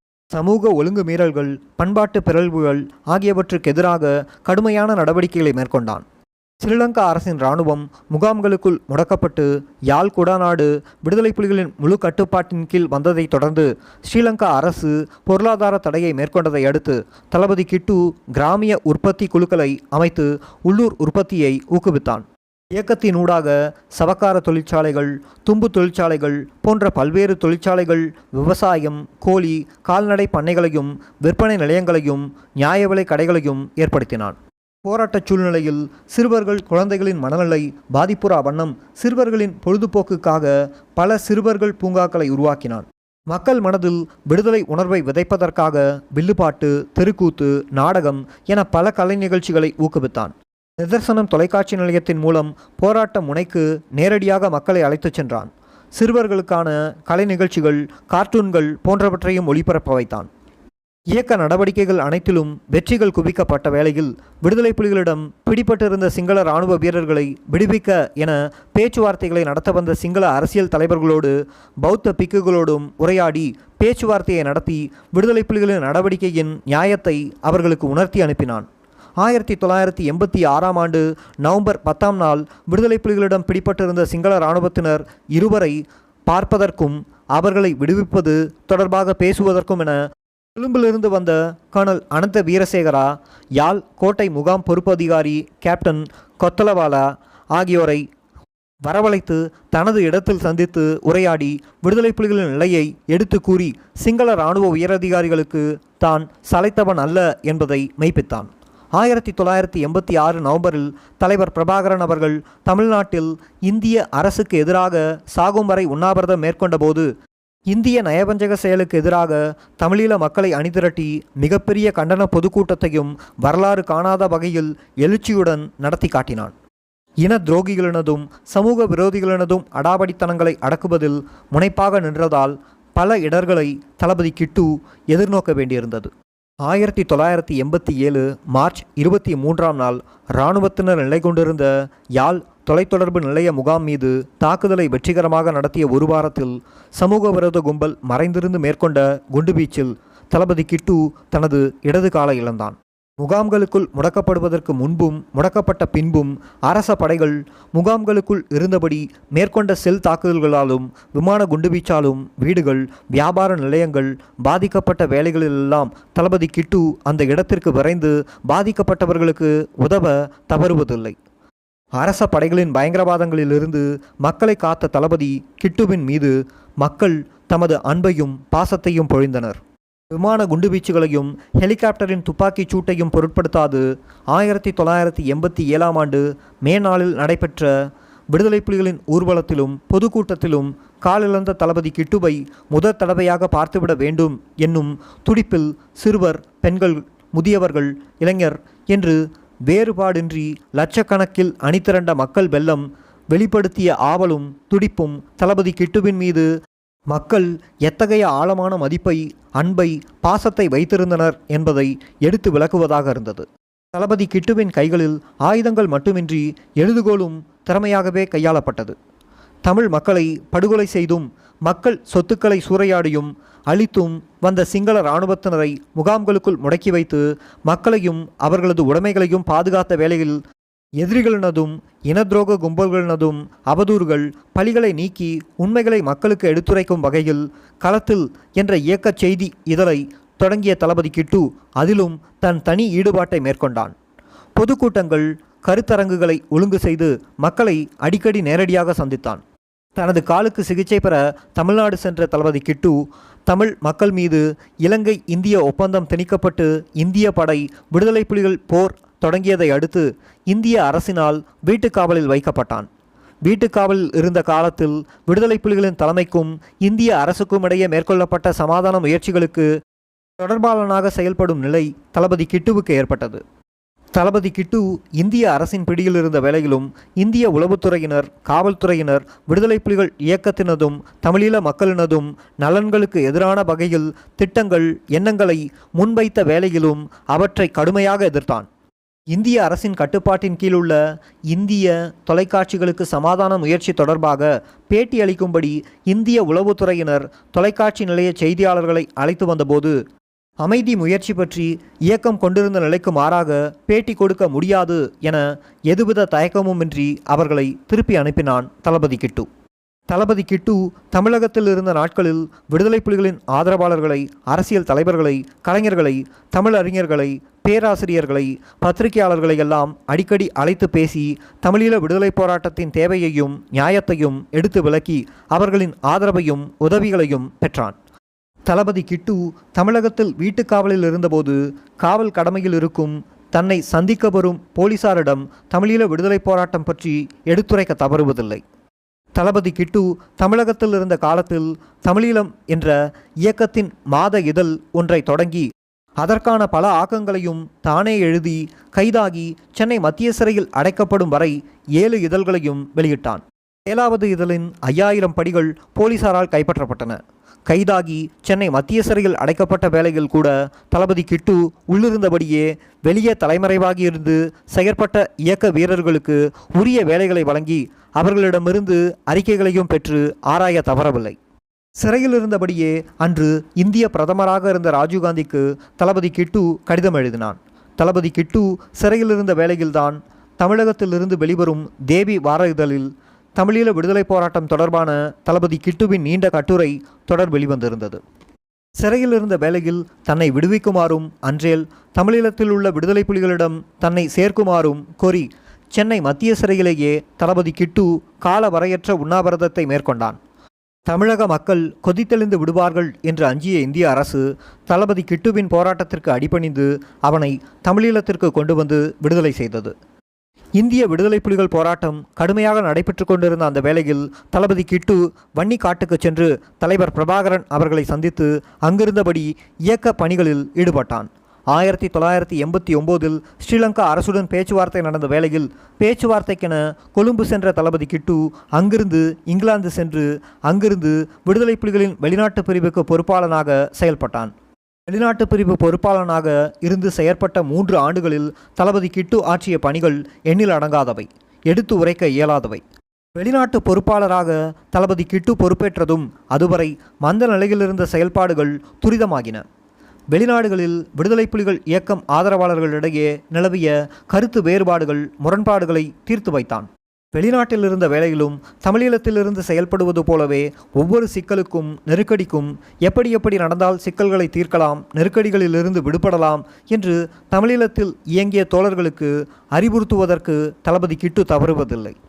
தளபதி கிட்டு வெளிநாடுகளில் இருந்து செயற்பட்ட காலத்தில் கூட தமிழீழத்தை, இயக்கத்தை, இயக்க தலைவரை எவ்வாறு நேசித்தான், போராளிகளின் நலன்களில் எத்தகைய அக்கறையை கொண்டிருந்தான், தமிழீழ பொருளாதாரத்தை கட்டியெழுப்ப, தமிழீழ சிறுவர்களின் நலன்களை காக்க, தமிழீழ மக்களின் இடர்கள், இன்னல்களை களைய எத்தகைய ஆர்வத்தை, அபாவினை கொண்டிருந்தான் என்பதற்கு அவன் எழுதிய மடல்களே சான்றுகளாக திகழ்கின்றன. தளபதி கிட்டுவினது அயராத உழைப்பும் அஞ்சாத தீரமும் உள்ளார்ந்த செயல்பாடும் எதிரிகளும் வியக்கின்ற வகையில் மதிக்கின்ற வகையில் அமைந்திருந்தன. 1987 ஆகஸ்டில் இந்தியாவின் தலைநகர் டெல்லியிலிருந்து தலைவர் பிரபாகரன் அவர்களை சென்னைக்கு அழைத்து வந்த இந்திய பிரதமர் ராஜீவ்காந்தியின் கருப்பு பூனைகள் பலர் சென்னையில் தளபதி கிட்டுவை காண்பதில் காட்டிய ஆர்வம், கிட்டுவின் செயற்பாடுகள் வெளியுலகம் அறியும் அளவிற்கு வளர்ந்திருந்தன என்பதை உணர்த்தும் வகையில் இருந்தது. மக்களோடு பழகுவதில் தளபதி கிட்டு கொண்டிருந்த அணுகுமுறை அவனை மக்கள் தலைவனாக ஆக்கியது. 19 வயது இளைஞனாக இயக்கத்தில் இணைந்த தளபதி கிட்டு சாதாரண வீரனாக களத்தில் இறங்கி நடத்தி காட்டிய வீரச் செயலும் அவனது அஞ்சாத வீரமும் தான் அவனை மத்திய குழு உறுப்பினராக, மாவட்ட தளபதியாக, வெளிநாட்டு பிரிவு பொறுப்பாளனாக, கர்னலாக உயர்த்தி வைத்தன. போராட்ட களத்தில் மட்டுமின்றி அரசியல் அரங்கிலும், பொருளாதார முனையிலும், சமூக பணியிலும், இயக்க நலன் காப்பதிலும், மக்கள் ஆதரவையும் அன்பையும் பெறுவதிலும் எமது மூத்த தளபதி கர்னல் கிட்டு கொண்ட ஈடுபாடும் பெற்ற வெற்றிகளும் மக்கள் நினைவிலிருந்து என்றுமே அகலாது.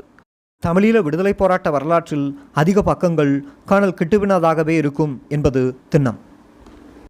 கிட்டண்ணா பன்முகப்பட்ட ஆளுமையின் கூட்டு வடிவம்.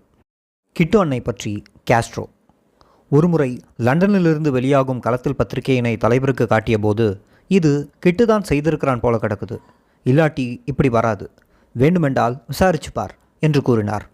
ஏனென்றால் அது அவ்வளவு தரமாக இருந்தது.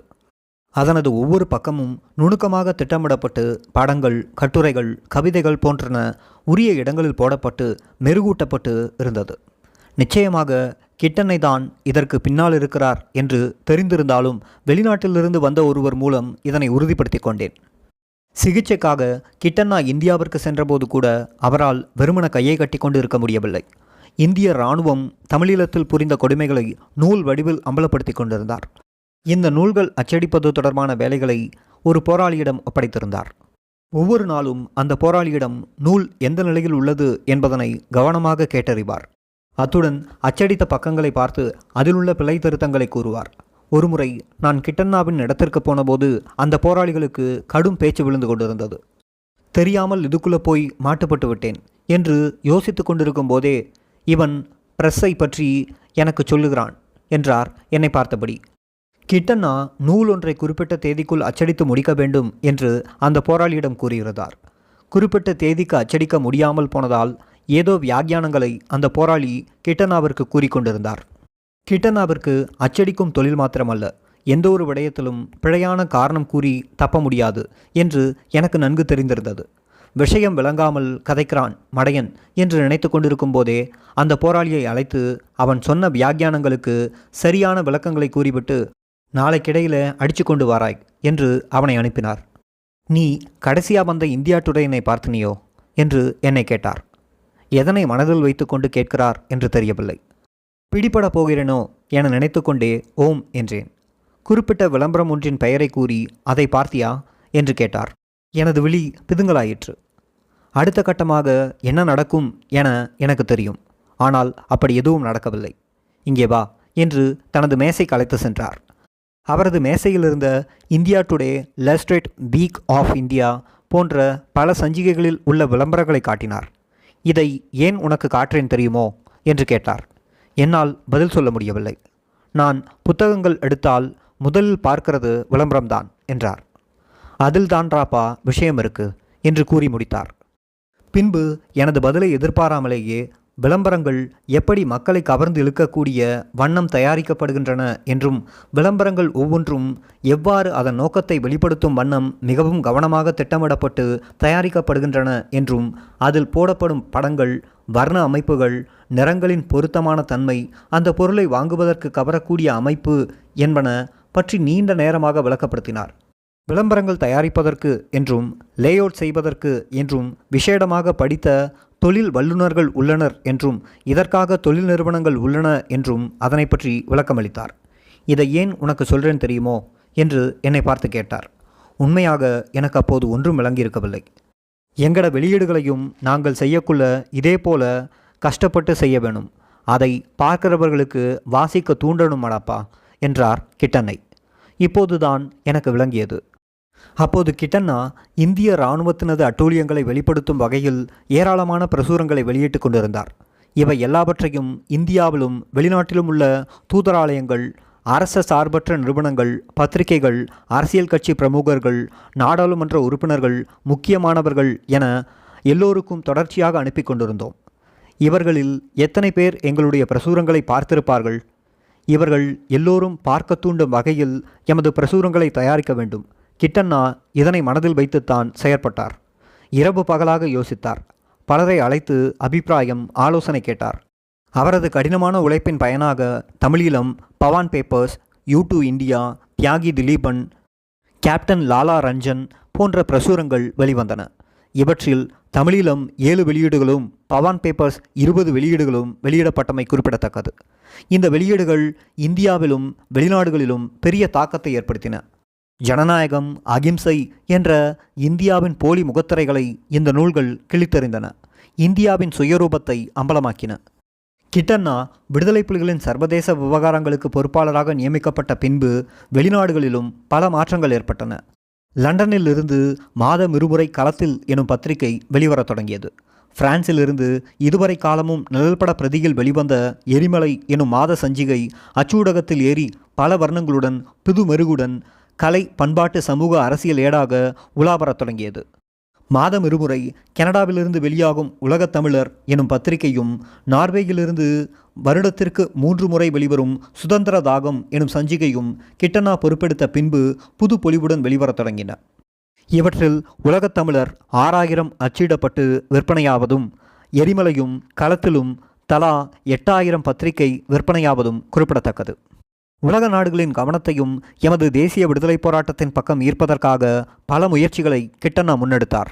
எமது விடுதலை இயக்கத்தின் வளர்ச்சி, தமிழீழ மக்களின் மீது இந்தியா, ஸ்ரீலங்கா அரசுகள் கட்டவிழ்த்துவிட்ட அராஜகம், தமிழீழ மக்களது துன்ப துயர நிலைகள் மாத்திரமன்றி தமிழீழத்தின் வளங்கள், இயற்கை காட்சிகள், எமது மக்களின் கலை, பண்பாடுகள், பொருளாதார வாழ்வு போன்றனவற்றை ஓவியங்களாகவும் புகைப்படங்களாகவும் கொண்டு பல்வேறு நாடுகளில் ஓவிய கண்காட்சி, புகைப்பட கண்காட்சி போன்றவற்றை நடத்தினார்.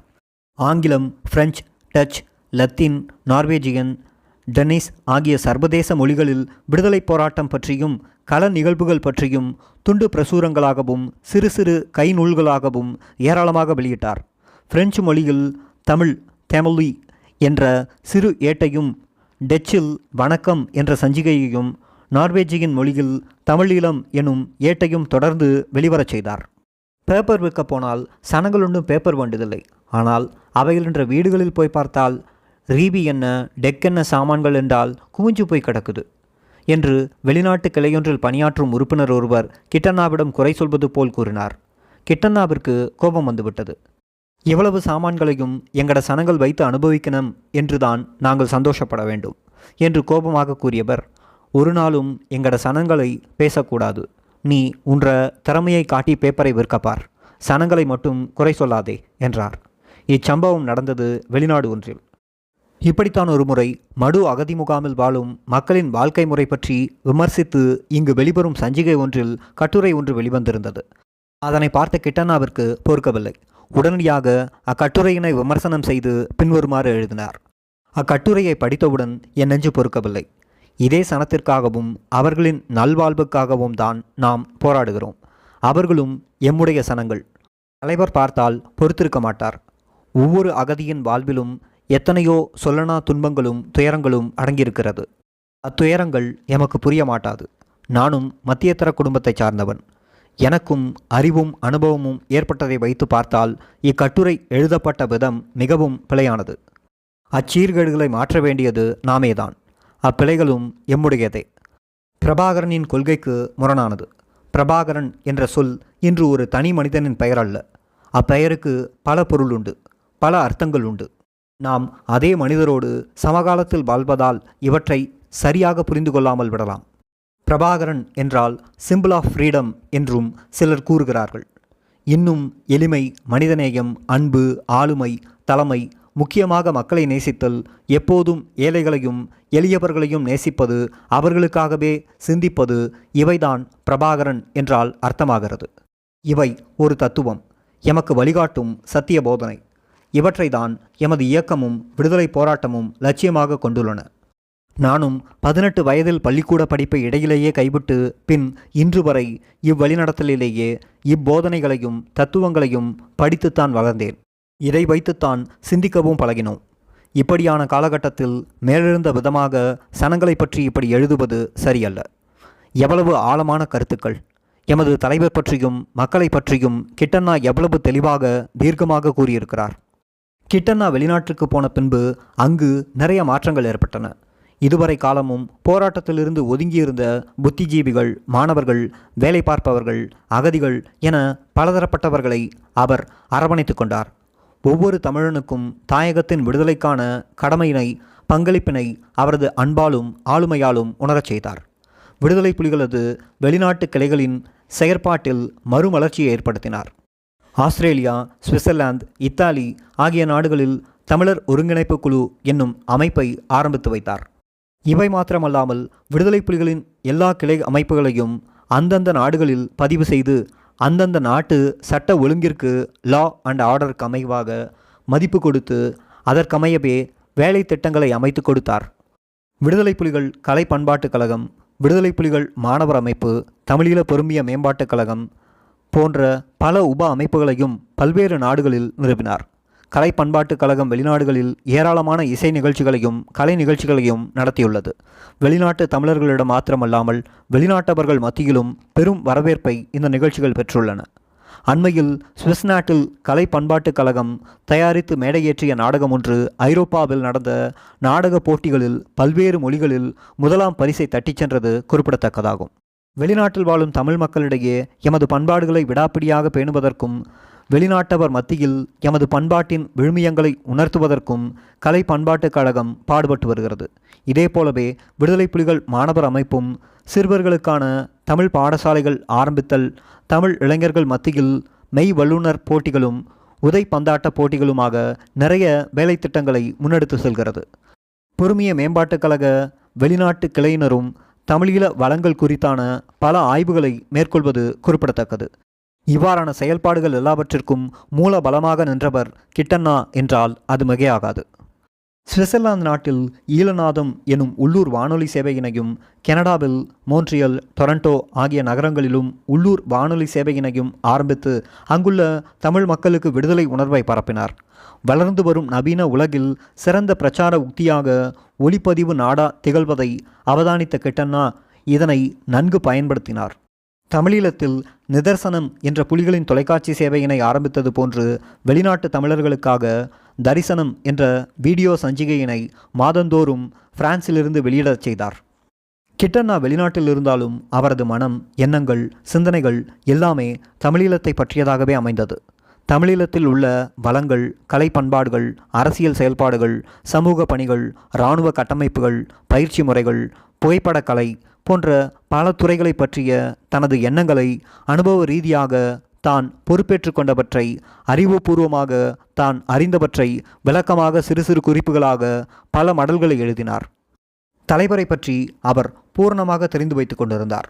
ஓரிடத்தில் அவர் இவ்வாறு குறிப்பிட்டார்: வெளிநாடுகளில் வாழும் மக்கள் எமது தலைவரின் மீது அதிகமான நம்பிக்கையையும் உறுதியினையும் கொண்டுள்ளனர். சில இடங்களில் இயக்கத்தை நம்பாவிட்டாலும் தலைவரை நம்புகின்றனர். இப்படியாக எமது தலைவர் தனிப்பெரும் தலைவர் என்றுதான் மக்களால் கணிக்கப்படுகிறார். மக்களின் மீது அவர் ஆழ்ந்த பற்று வைத்திருந்தார். இராணுவ கெடுபிடிகள், பொருளாதார தடை, போக்குவரத்து தடை போன்ற அழுத்தங்கள் தமிழீழ மக்கள் மீது திணிக்கப்படும் போதெல்லாம் அவர் வேதனைப்பட்டார். ஒவ்வொரு இராணுவ நடவடிக்கையின் போது இடம்பெயரும் மக்களின் நிலை குறித்து கவலை கொண்டார். இளவாலை, மாதக்கல் பகுதிகளில் ஸ்ரீலங்கா இராணுவம் முன்னேறி வந்தபோது கீழே குறிப்பிட்டவாறு அவரது சிந்தனை வெளிப்பட்டது. இடம்பெயர்ந்து அகதிகளாகும் சனங்களை பொறுத்தவரையில் மிக முக்கிய கவனம் செலுத்தப்பட வேண்டும். எமது அமைப்பின் மாணவர், மகளிர், அரசியல், கலை, கலாச்சாரம் இப்படியான எல்லா பிரிவினரும் இராணுவ பிரச்சனையால் இடம்பெயரும் சனங்களின் விடயத்தில் உடனடியாக அதிக கவனம் செலுத்த வேண்டும். போராட்ட உச்சக்கட்ட வேளையில் கூட பொதுமக்களை அதன் தாக்கம் பாதிக்காத வகையில் நாம் பல விடயங்களை திட்டமிட்டு செய்ய வேண்டும். சமயம் கிடைக்கும் போதெல்லாம் சனங்கள் சந்தோஷமாக இருக்கக்கூடிய சூழ்நிலைகளை உருவாக்குதல், விழாக்கள், திருவிழாக்கள் போன்று பல விடயங்களை நாமே ஊக்குவிக்கலாம். அதேவேளை சனங்களை போராட்டத்துடன் ஒன்று திரட்டுவதற்கான திட்டங்களையும் போட வேண்டும். வெளிநாட்டிலிருந்து அவர் நிம்மதியாக வேலை செய்ய இந்திய அரசு விடவில்லை. அவர் எழுதிய மடல் ஒன்றிலிருந்து இது வெளிப்படுகின்றது. நான் நலம், நாடு நாடாக ஓடிக்கொண்டிருக்கின்றேன். பாரத மாதாவின் புண்ணியத்தால் பல நாடுகளுக்கு விரட்டப்படுகிறேன். இருந்தும் நலம். மேற்குலக நாடுகளில் கூட இந்தியாவின் அழுத்தங்கள் எவ்வளவு தூரம் பாய்ந்துள்ளன என்பதை இந்த வரிகள் விவரிக்கின்றன. இத்தனை கெடிபிடிகளுக்கு மத்தியிலும் மேற்கு நாடுகளில் கூட வெளிப்படையாக உலாவ முடியாத நிலையிலும் அவர் பல மேற்கு நாடுகளுடனும் மனித உரிமை அமைப்புகளுடனும் அரச சார்பற்ற நிறுவனங்களுடனும் தொடர்புகளை ஏற்படுத்தி கொண்டார். பல விடுதலை அமைப்புகளுடனும் பல அரசியல் கட்சிகளுடனும் உறவுகளை வளர்த்து கொண்டார். ஸ்ரீலங்கா அரசின் கெடுபிடியான இராணுவ நடவடிக்கைகளுக்கும் பொருளாதார நெருக்கடிகளுக்கும் போக்குவரத்து தடை போன்ற இறுக்கங்களுக்கும் தமிழீழ மக்கள் முகம் கொடுப்பதை நன்கு உணர்ந்து கொண்டார். மக்களின் இன்னல்களையும் துன்பத் துயரங்களையும் நன்கு புரிந்து கொண்டதால் மேற்கு நாடுகளுடனும் பல்வேறு மனித உரிமை அமைப்புகளுடனும் கலந்துரையாடி விவாதித்து சமாதான திட்டம் ஒன்றை தயாரித்து கொண்டார். இதனை எடுத்துக்கொண்டு தாய்நாட்டின் மீது காலடி எடுத்து வைக்க வேண்டும் என்ற துடிப்புடன் இருந்தார். அவரது துடிப்பு இவ்வாறு வெளிப்பட்டது. எப்போது எமது மண்ணிலே கால் வைப்பேன் என்று ஒவ்வொரு கணமும் ஏங்கிக் கொண்டிருக்கிறேன். எனது தாயகத்திலே எங்கேயாவது ஒரு மூலையிலேனும் என்ன வேலையாவது செய்து கொண்டிருந்தாலே அது மனதுக்கு முழு அமைதியை கொடுக்கக்கூடியது. இங்கு இவ்வளவு காலமும் தமது முகவரிகளை தொலைத்துவிட்ட எமது மக்களின் மத்தியிலும் இப்போது நாடு இருந்தும் நாடோடியாக ஓடுகிறேன். தனக்கென்று ஒரு சுதந்திர நாடு அமையும் போதுதான் ஒவ்வொரு தமிழனும் தலை நிமிர்ந்து வாழ முடியும். என்னால் வெளிநாடுகளில் வாழ முடியவில்லை. எனது சுபாவம் அப்படி. இப்போதுதான் புரிகிறது நாம் எமது மக்களையும் மண்ணையும் எவ்வளவு தூரம் நேசிக்கிறோம் என்பது. இன்னும் எத்தனையோ பிறவிகள் எடுத்தாலும் எனது மக்களுக்கும் மண்ணுக்கும் சேவை செய்யும் பேறு எனக்கு கிடைக்க வேண்டும். நாம் எமது மண்ணின் ஒவ்வொரு அங்குலத்திற்கும் போரிட்டவர்கள், ஒவ்வொரு வீட்டையும் பிடிப்பதற்காக போரிட்டவர்கள். எப்படி இம்மண்ணை பிரிந்து வாழ முடியும்? நிச்சயமாக இந்த மக்களையும் மண்ணையும் பிரிந்து வாழ கிட்டனாவினால் முடியாது. இதனால்தான் சமாதான திட்டத்துடன் புறப்பட்டு வந்தார். அந்த சமாதான புறாவை இந்திய ஆதிக்க கரங்கள் மரண பொறிக்குள் வீழ்த்தின. எமது விடுதலை போராட்டத்தில் உள்ள தர்மமும் உண்மையும் நிச்சயமாக இதற்கு பதில் சொல்லும். கிட்டண்ணா ஒரு அற்புதமான போராளி. கிட்டண்ணா பற்றி சாப்போட்டு. கிட்டண்ணையின் எண்ண ஓட்டங்களுக்கு ஈடுகொடுப்பது கடினம். இயக்கத்தின் எந்த ஒரு பணியானாலும் புதிய புதிய எண்ணங்களை வெளிப்படுத்துவார். ஒவ்வொரு துறையும் எப்படி செயல்பட வேண்டும் என்பது பற்றி நீண்ட விரிவுரை நிகழ்த்தும் அளவிற்கு ஒவ்வொன்றையும் பற்றி ஆழ்ந்து சிந்தித்து வைத்திருப்பார். வெறுமன சிந்தித்துவிட்டு சொல்லிவிட்டு எழுதிவிட்டு அதனை மறந்து விடுவது அல்லது கைவிடும் சாதாரண மனிதரல்ல கிட்டண்ணை. அவரது எல்லா சிந்தனைகளும் செயல் வடிவம் பெற வேண்டும் என்பதில் விடாப்பிடியானவர். கிட்டண்ணையின் நிர்வாகத்திறன் வித்தியாசமானது, பிரமிப்பூட்டுவது. தனது நிர்வாகத்திற்கு உட்பட்ட எந்த ஒரு வேலையிலும் அவரது ஈடுபாடு தலையீடு அளவுக்கு அதிகமாகவே இருக்கும். ஒவ்வொரு சிறிய விடயத்திலும் அவரது அதீத ஈடுபாடு கண்காணிப்பு காரணமாக எந்த ஒரு அனுபவம் குறைந்த புதிய ஆட்களை வைத்தும் பெரிய வேலை திட்டங்களை அவரால் செய்ய முடிந்தது. தன்னுடன் பணியாற்றும் தன் கீழ் பணியாற்றும் எல்லாரையும் தன்வசப்படுத்தும் தானே நினைத்ததை செய்ய வைக்கும் திறன் அவரின் தனித்துவமான வெற்றிக்கு காரணமாக அமைந்தது. ஒவ்வொரு வேலைகளையும் தானே திட்டமிட்டு நேரில் நின்று சரிபார்த்து அவற்றை ஒழுங்கமைப்பார். குட்டி சிறியின் மோட்டார் செல்லுக்கு கரிமருந்து அளவு பார்ப்பதிலிருந்து நண்டு கறிக்கு உள்ளி தட்டி போடுவது வரை எதுவாயிருந்தாலும் தானே நின்று சரிபார்த்து ஆரம்பித்து வைத்தால்தான் அவருக்கு திருப்தி. கிட்டண்ணையின் இராணுவ நிர்வாகத்திறன் உலகறிந்த விடயமாகும். தானே சண்டை களங்களில் முன்னின்று வழிநடத்துவது அவரது தனிப்பண்பு. 1987 முன்னைய காலங்களில் யாழ் குடாநாட்டில் இராணுவ நடமாட்டத்தை முழுமையாக கட்டுப்பாட்டிற்குள் வைத்திருந்ததற்கு அவர் பயன்படுத்தியது தன்வசமிருந்த குறைந்த ஆயுதங்களையும் போராளிகளையும் மட்டுமல்ல, எதிரியையும் முட்டாளாக்கும் தந்திரோபாயத்தையும் தனது மன வலிமையையும் சேர்த்தே பயன்படுத்தினார். நெருக்கடியான நேரங்களில் அவர் காட்டும் மன வலிமை நம்ப முடியாததாயிருக்கும். அடையாளம் தெரியாத எதிரி அந்த வீரனுக்கு குறிவைத்த ஒரு மங்கலான மாலை பொழுது. வழமையாக எரிந்து கொண்டிருக்கும் மின் குமிழ் எரியவில்லை. அவரது கார் நிறுத்தப்பட்டு கதவை திறந்து இறங்க முற்படும் வேளையிலேயே அந்த நிழலான உருவத்தின் அசைவு உள் உணர்வுகளை எச்சரிக்கின்றது. நிதானிப்பதற்கிடையில் வந்து விழுந்தது கிரானைட் தான் என்று அவசரமாக வெளியேற முற்பட்ட வேளையில் அது வெடித்துவிட்டது. ஆசையாய் வைத்திருந்த சின்ன காரின் ஸ்டியரிங்கிற்குள் சிக்கப்பட்ட காலை இழுத்து எடுப்பதற்கிடையில் வெடித்துவிட்டது.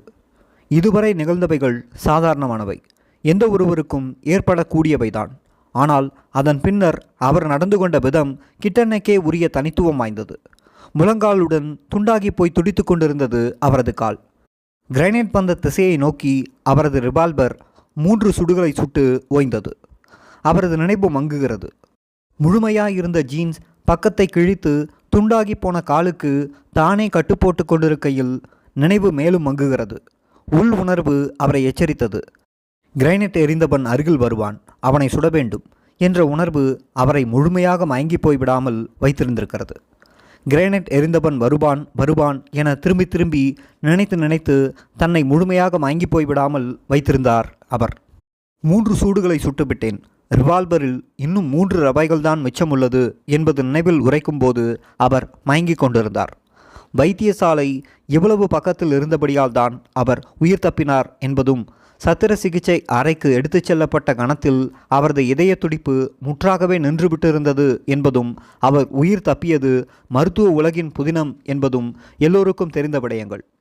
அவர் காயப்பட்டு இரத்த வெள்ளத்தில் மயங்கி கிடந்த இடத்தில் தனது ரிவால்வரை இறுக பற்றியபடி கிடந்தார் என்பதும், தனது ரிவால்வரில் சுட்டுவிட்ட ரவைகளுக்கு பதிலாக புதிய ரவைகளை மாற்றி போட்டிருந்தார் என்பதும், ஆனால் நினைவு தப்பிய நிலையில் அவர் வெற்றுக்கோதுகளுக்கு பதிலாக மீதியாயிருந்த நல்ல ரவைகளை வெளியே எடுத்துவிட்டு அந்த இடத்திற்கே புதிய ரவைகளை போட்டிருந்தார் என்பதும் அநேக பேருக்கு தெரியாத விடயங்கள்.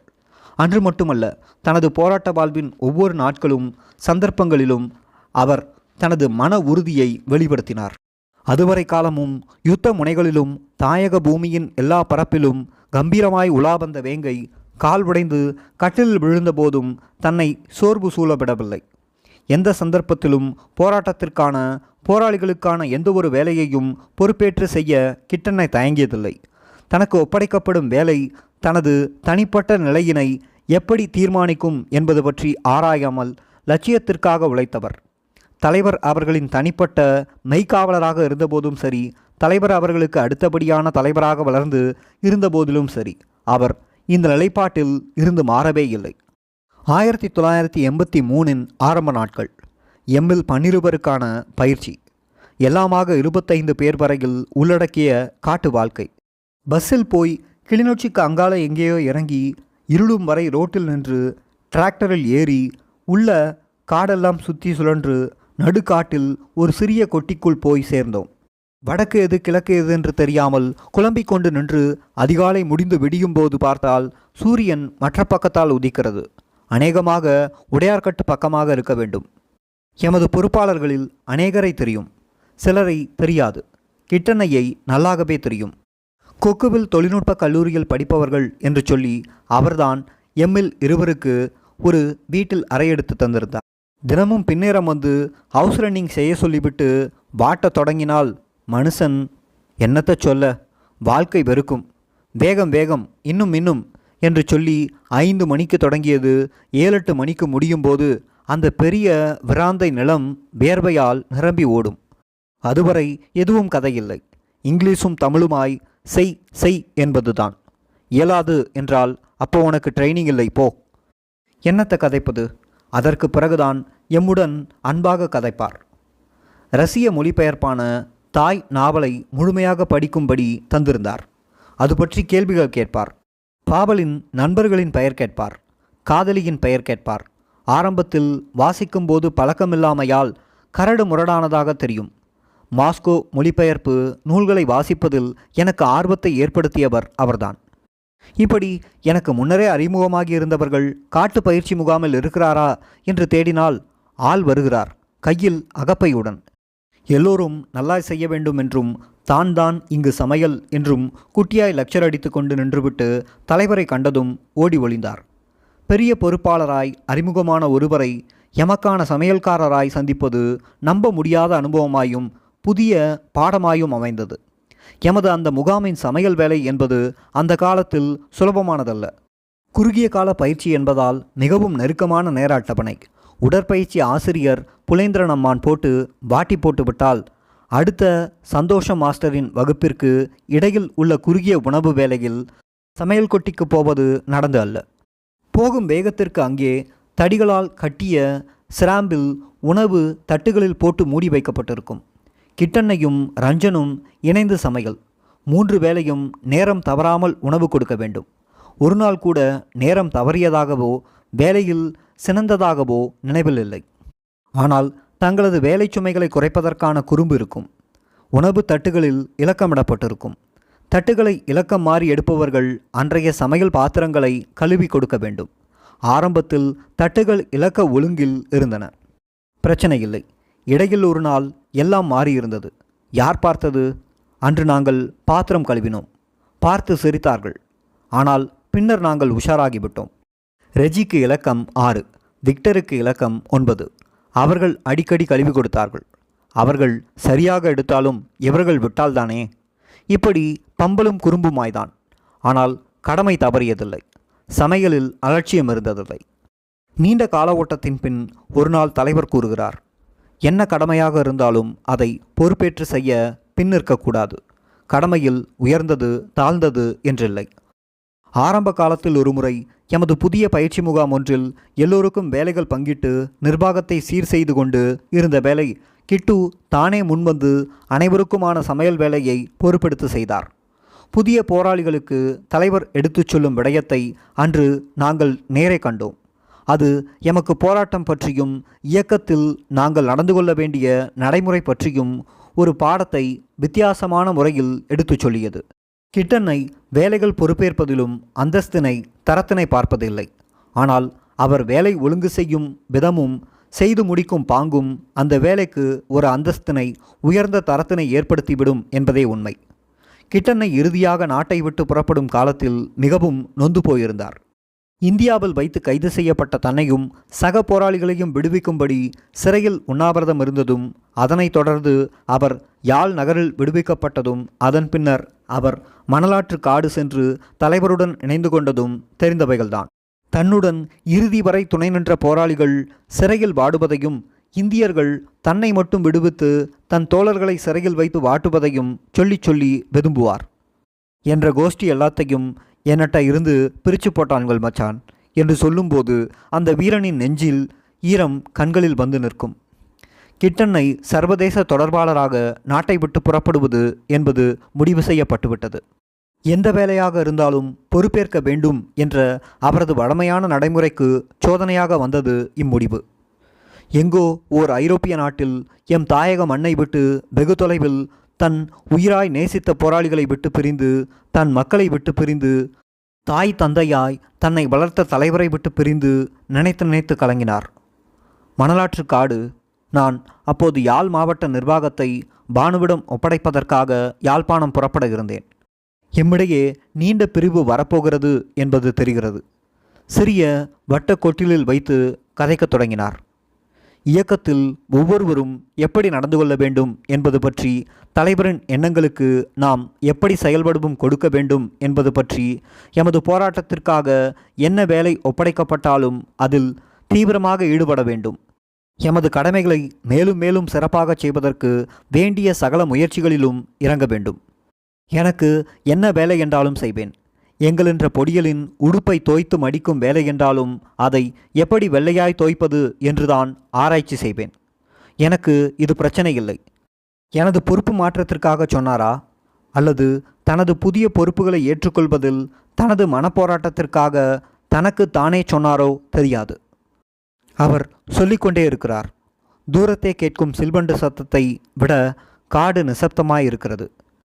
நீண்ட கனத்த மௌனத்தின் பின், எங்கட சனத்தையும் இந்த மண்ணையும் விட்டு போக போகிறன் மச்சான், இனி எந்த காலமோ சொல்லி முடிக்காமல் குமுறி குமுறி அழத் தொடங்கினார். எமது தாயகம் மீது, எமது மக்களின் மீது, எமது விடுதலை போராட்டத்தின் மீது, எமது தலைவர் மீது அவர் வைத்த பாசம் பற்று அளவிட முடியாதது. வீரம், விவேகம். இஸ்ரேலிய பாணியை சிங்களப் படைகள் அச்சேட்டாக கடைபிடித்த காலம் அது. தமிழ் இளைஞர்கள் மீதான சித்திரவதை வடிவங்களானாலும் சரி, படுகொலை முறைகளானாலும் சரி, தாக்குதல் நடவடிக்கைகளானாலும் சரி, எல்லாமே இஸ்ரேலிய உளவு நிறுவனமான மொசாட்டின் ஆலோசனையின் பேரிலேயே நடத்தப்பட்டன.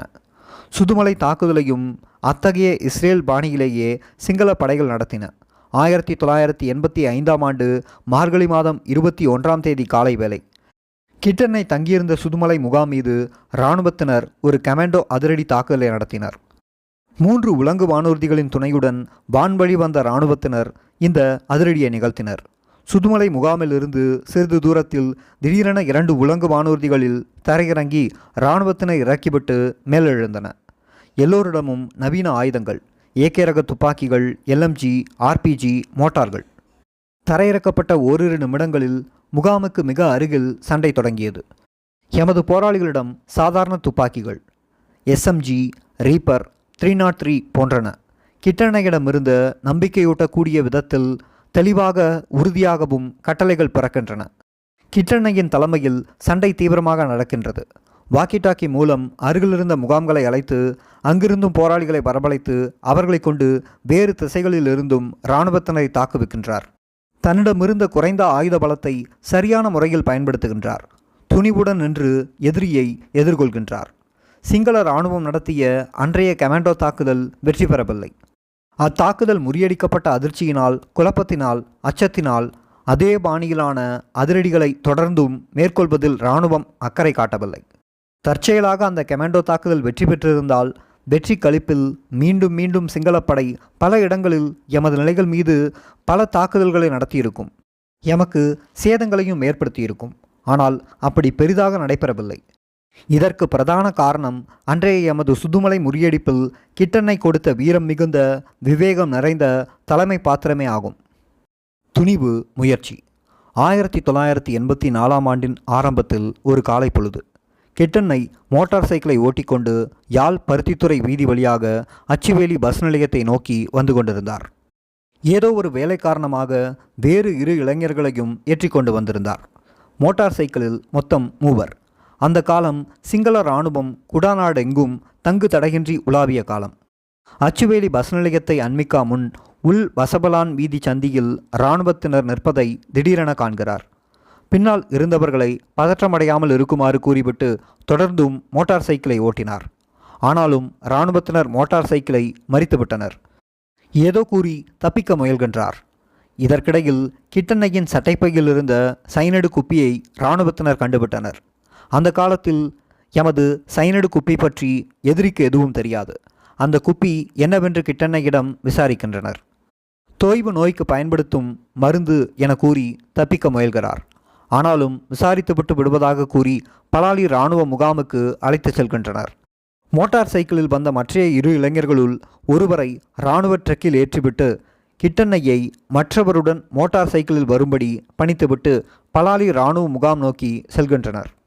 வாகன அணிகளுக்கு நடுவே மோட்டார் சைக்கிளும் சென்று கொண்டிருக்கிறது. அச்சுவேலி வசாபிலான் பாதையில் மேக்னோ என அழைக்கப்படும் சிறுவர் சீர்திருத்த பாடசாலைக்கு செல்லும் ஒழுங்கைக்கு அருகில் வாகன அணி செல்கிறது. தப்பியோடுவதற்கு சந்தர்ப்பமும் இடமும் இதுதான் என கிட்டண்ணை முடிவெடுக்கிறார். திடீரென அந்த ஒழுங்கைக்குள் மோட்டார் சைக்கிளை திருப்பி வேகத்தை அதிகரிக்கின்றனர். அதிர்ச்சியடைந்த இராணுவத்தினர் வாகனங்களை நிறுத்தி சுட எத்தனைக்கும் முன் மோட்டார் சைக்கிள் சுமார் 50 யார்ட் தூரம் சென்று விடுகிறது. துரதிருஷ்டவசமாக ஒழுங்கை வேலியில் கட்டப்பட்டபடி ஒழுங்கையின் எதிர்ப்பக்கத்தில் நின்று மேய்ந்து கொண்டிருந்த மாட்டின் கயிற்றில் சிக்கி மோட்டார் சைக்கிளுடன் கிட்டண்ணை விழுந்துவிட்டார். அருகில் சிறு பற்றைகளும் அப்பால் வாழைத்தோட்டங்களும் இருந்தன. சில வினாடிகளில் மோட்டார் சைக்கிள் விழுந்து கிடந்த இடத்திற்கு விரைந்து வந்த கவச வண்டி ரவைகளை பொழிந்து தள்ளியது. அருகிலிருந்த வாழைகள் ரவைகள் பட்டு முறிந்து விழுந்தன. ஆயினும் கிட்டனை தப்பியோடிவிட்டார். கிட்டு எனும் ஓவியர். கிட்டோண்ணை பற்றி திலகர். கிட்டு ஓர் ஓவிய கலைஞனாகவும் வளர்ந்து வந்தார். பிரிட்டிஷ் அரசாங்கம் அவரை தனது நாட்டிலிருந்து வெளியேற்றிய போது அவர் மறைவாக பல நாடுகளில் இருந்த காலம் அவரது கலை உணர்வுகளுக்கு உரமூட்டும் சந்தர்ப்பத்தை அளித்தது எனலாம். கலை செயற்பாடுகளிலும் ஈடுபட அக்காலம் அவருக்கு ஓரளவு ஓய்வு கொடுத்திருக்கலாம். இயற்கையாக மிக நுணுக்கமான உணர்வுத்தன்மை உடையவர் என்பதை அவருடன் நெருங்குவோர் உடனே புரிந்து கொள்வர். இயற்கையின் அழகை ரசிப்பதிலும் மிகுந்த ஈடுபாடு கொண்டவர். இசையில் ஆழமான ரசனை உடையவர். புகைப்பட கலையில் ஒரு விற்பனனைப் போல் செயற்படும் திறனும் அது குறித்த அறிவும் பெற்றிருந்தார். மேலும் நூல்கள், பிரசுரங்கள், சுவரொட்டிகள் ஆகியவற்றை வடிவமைப்பதில் அவருக்கு இருந்த கலாரசனை, வாசகர்களின் மனோவியல் பற்றிய அறிவு, நிறத்தெரிவு ஆகியவை அவரின் தனித்தன்மையான அம்சங்கள். இத்தகைய மனத்தளத்திலேயே அவரது ஓவிய கோபுரம் கட்டி வளர்க்கப்பட்டு வந்தது. மெக்சிகோ நாட்டு ஓவியர் ஒருவரிடம் சிறிது காலம் முறையாக ஓவியக்கலை பயின்றார். அவ்வோவியனின் பாதிப்பு இவரது ஓவியங்களிலும் இருந்ததாக எண்ணுகின்றேன். கிட்டு இந்தியாவில் இருந்தபோது சாலி என்ற இளம் ஓவியனுக்கு ஓர் ஓவிய அறையை ஒதுக்கி ஊக்கப்படுத்தி வந்தார். நான் சென்னை சென்றபோது சாலியை ஓவியர் சந்தானத்திடம் அறிமுகம் செய்து பயிலுமாறு செய்தேன். அக்காலத்தில் கிட்டு நவீன ஓவியம் குறித்து கருத்து முரண்பட்டவராக இருந்தார். ஆனால் ஐரோப்பாவில் இருந்த காலத்தில் பிகாசோவின் ஓவியங்கள் மீது காதலே கொள்ள ஆரம்பித்தார். சவ அறை என்ற பிகாசோவின் ஓவியத்தின் சாயல் அவரது ஓவியம் ஒன்றில் படிவதாக உணர்ந்தேன். தனது ஓவியங்களில் ஆழ்ந்த உணர்வுகளையும் தத்துவங்களையும் வெளிப்படுத்துவதிலும் அவ்வெளிப்பாட்டிற்கு குறியீடுகளை கையாள்வதிலும் தனது கற்பனைகளை உயர உயர பறக்கவிட்டுள்ளார் என்றே கூறுதல் வேண்டும். ஒரு சித்திரம் ஒரு விடுதலை வீரனின் மரணம் ஏராளம் விந்துக்களை பிரசவிப்பதாக அமைந்துள்ளது. விந்துக்களிலும் அவற்றிலிருந்து உயிர்ப்பெடுக்கும் பல்வேறு வகை மரம் செடி கொடிகளிலும் அவர் ஆறாத அன்பு கொண்டிருந்தார். அவை அங்கு தனது நாட்டில் பரப்பப்பட வேண்டும் என்பதிலும் ஆர்வமாயிருந்தார். சில ஓவியங்கள் மரபு ரீதியாகவும் யதார்த்தமாகவும் அமைந்துள்ளன. ஆயினும் அவற்றிலும் சில அம்சங்களில் பண்புத்தன்மையை கலந்துள்ளார். அப்ஸ்ட்ராக்ட் வான்கோவின் தாக்கத்தை ஒரு சில ஓவியங்களில் காணலாம். தனது கருத்தை ஓவியத்தின் மூலம் தீவிரமாக வெளிப்படுத்துதல் என்பதோடு அதற்கு மேலதிக அழுத்தம் கொடுப்பதாக தீவிர நிற சேர்க்கையையும் தூரிகை வீச்சையும் கையாள முயன்றுள்ளார்.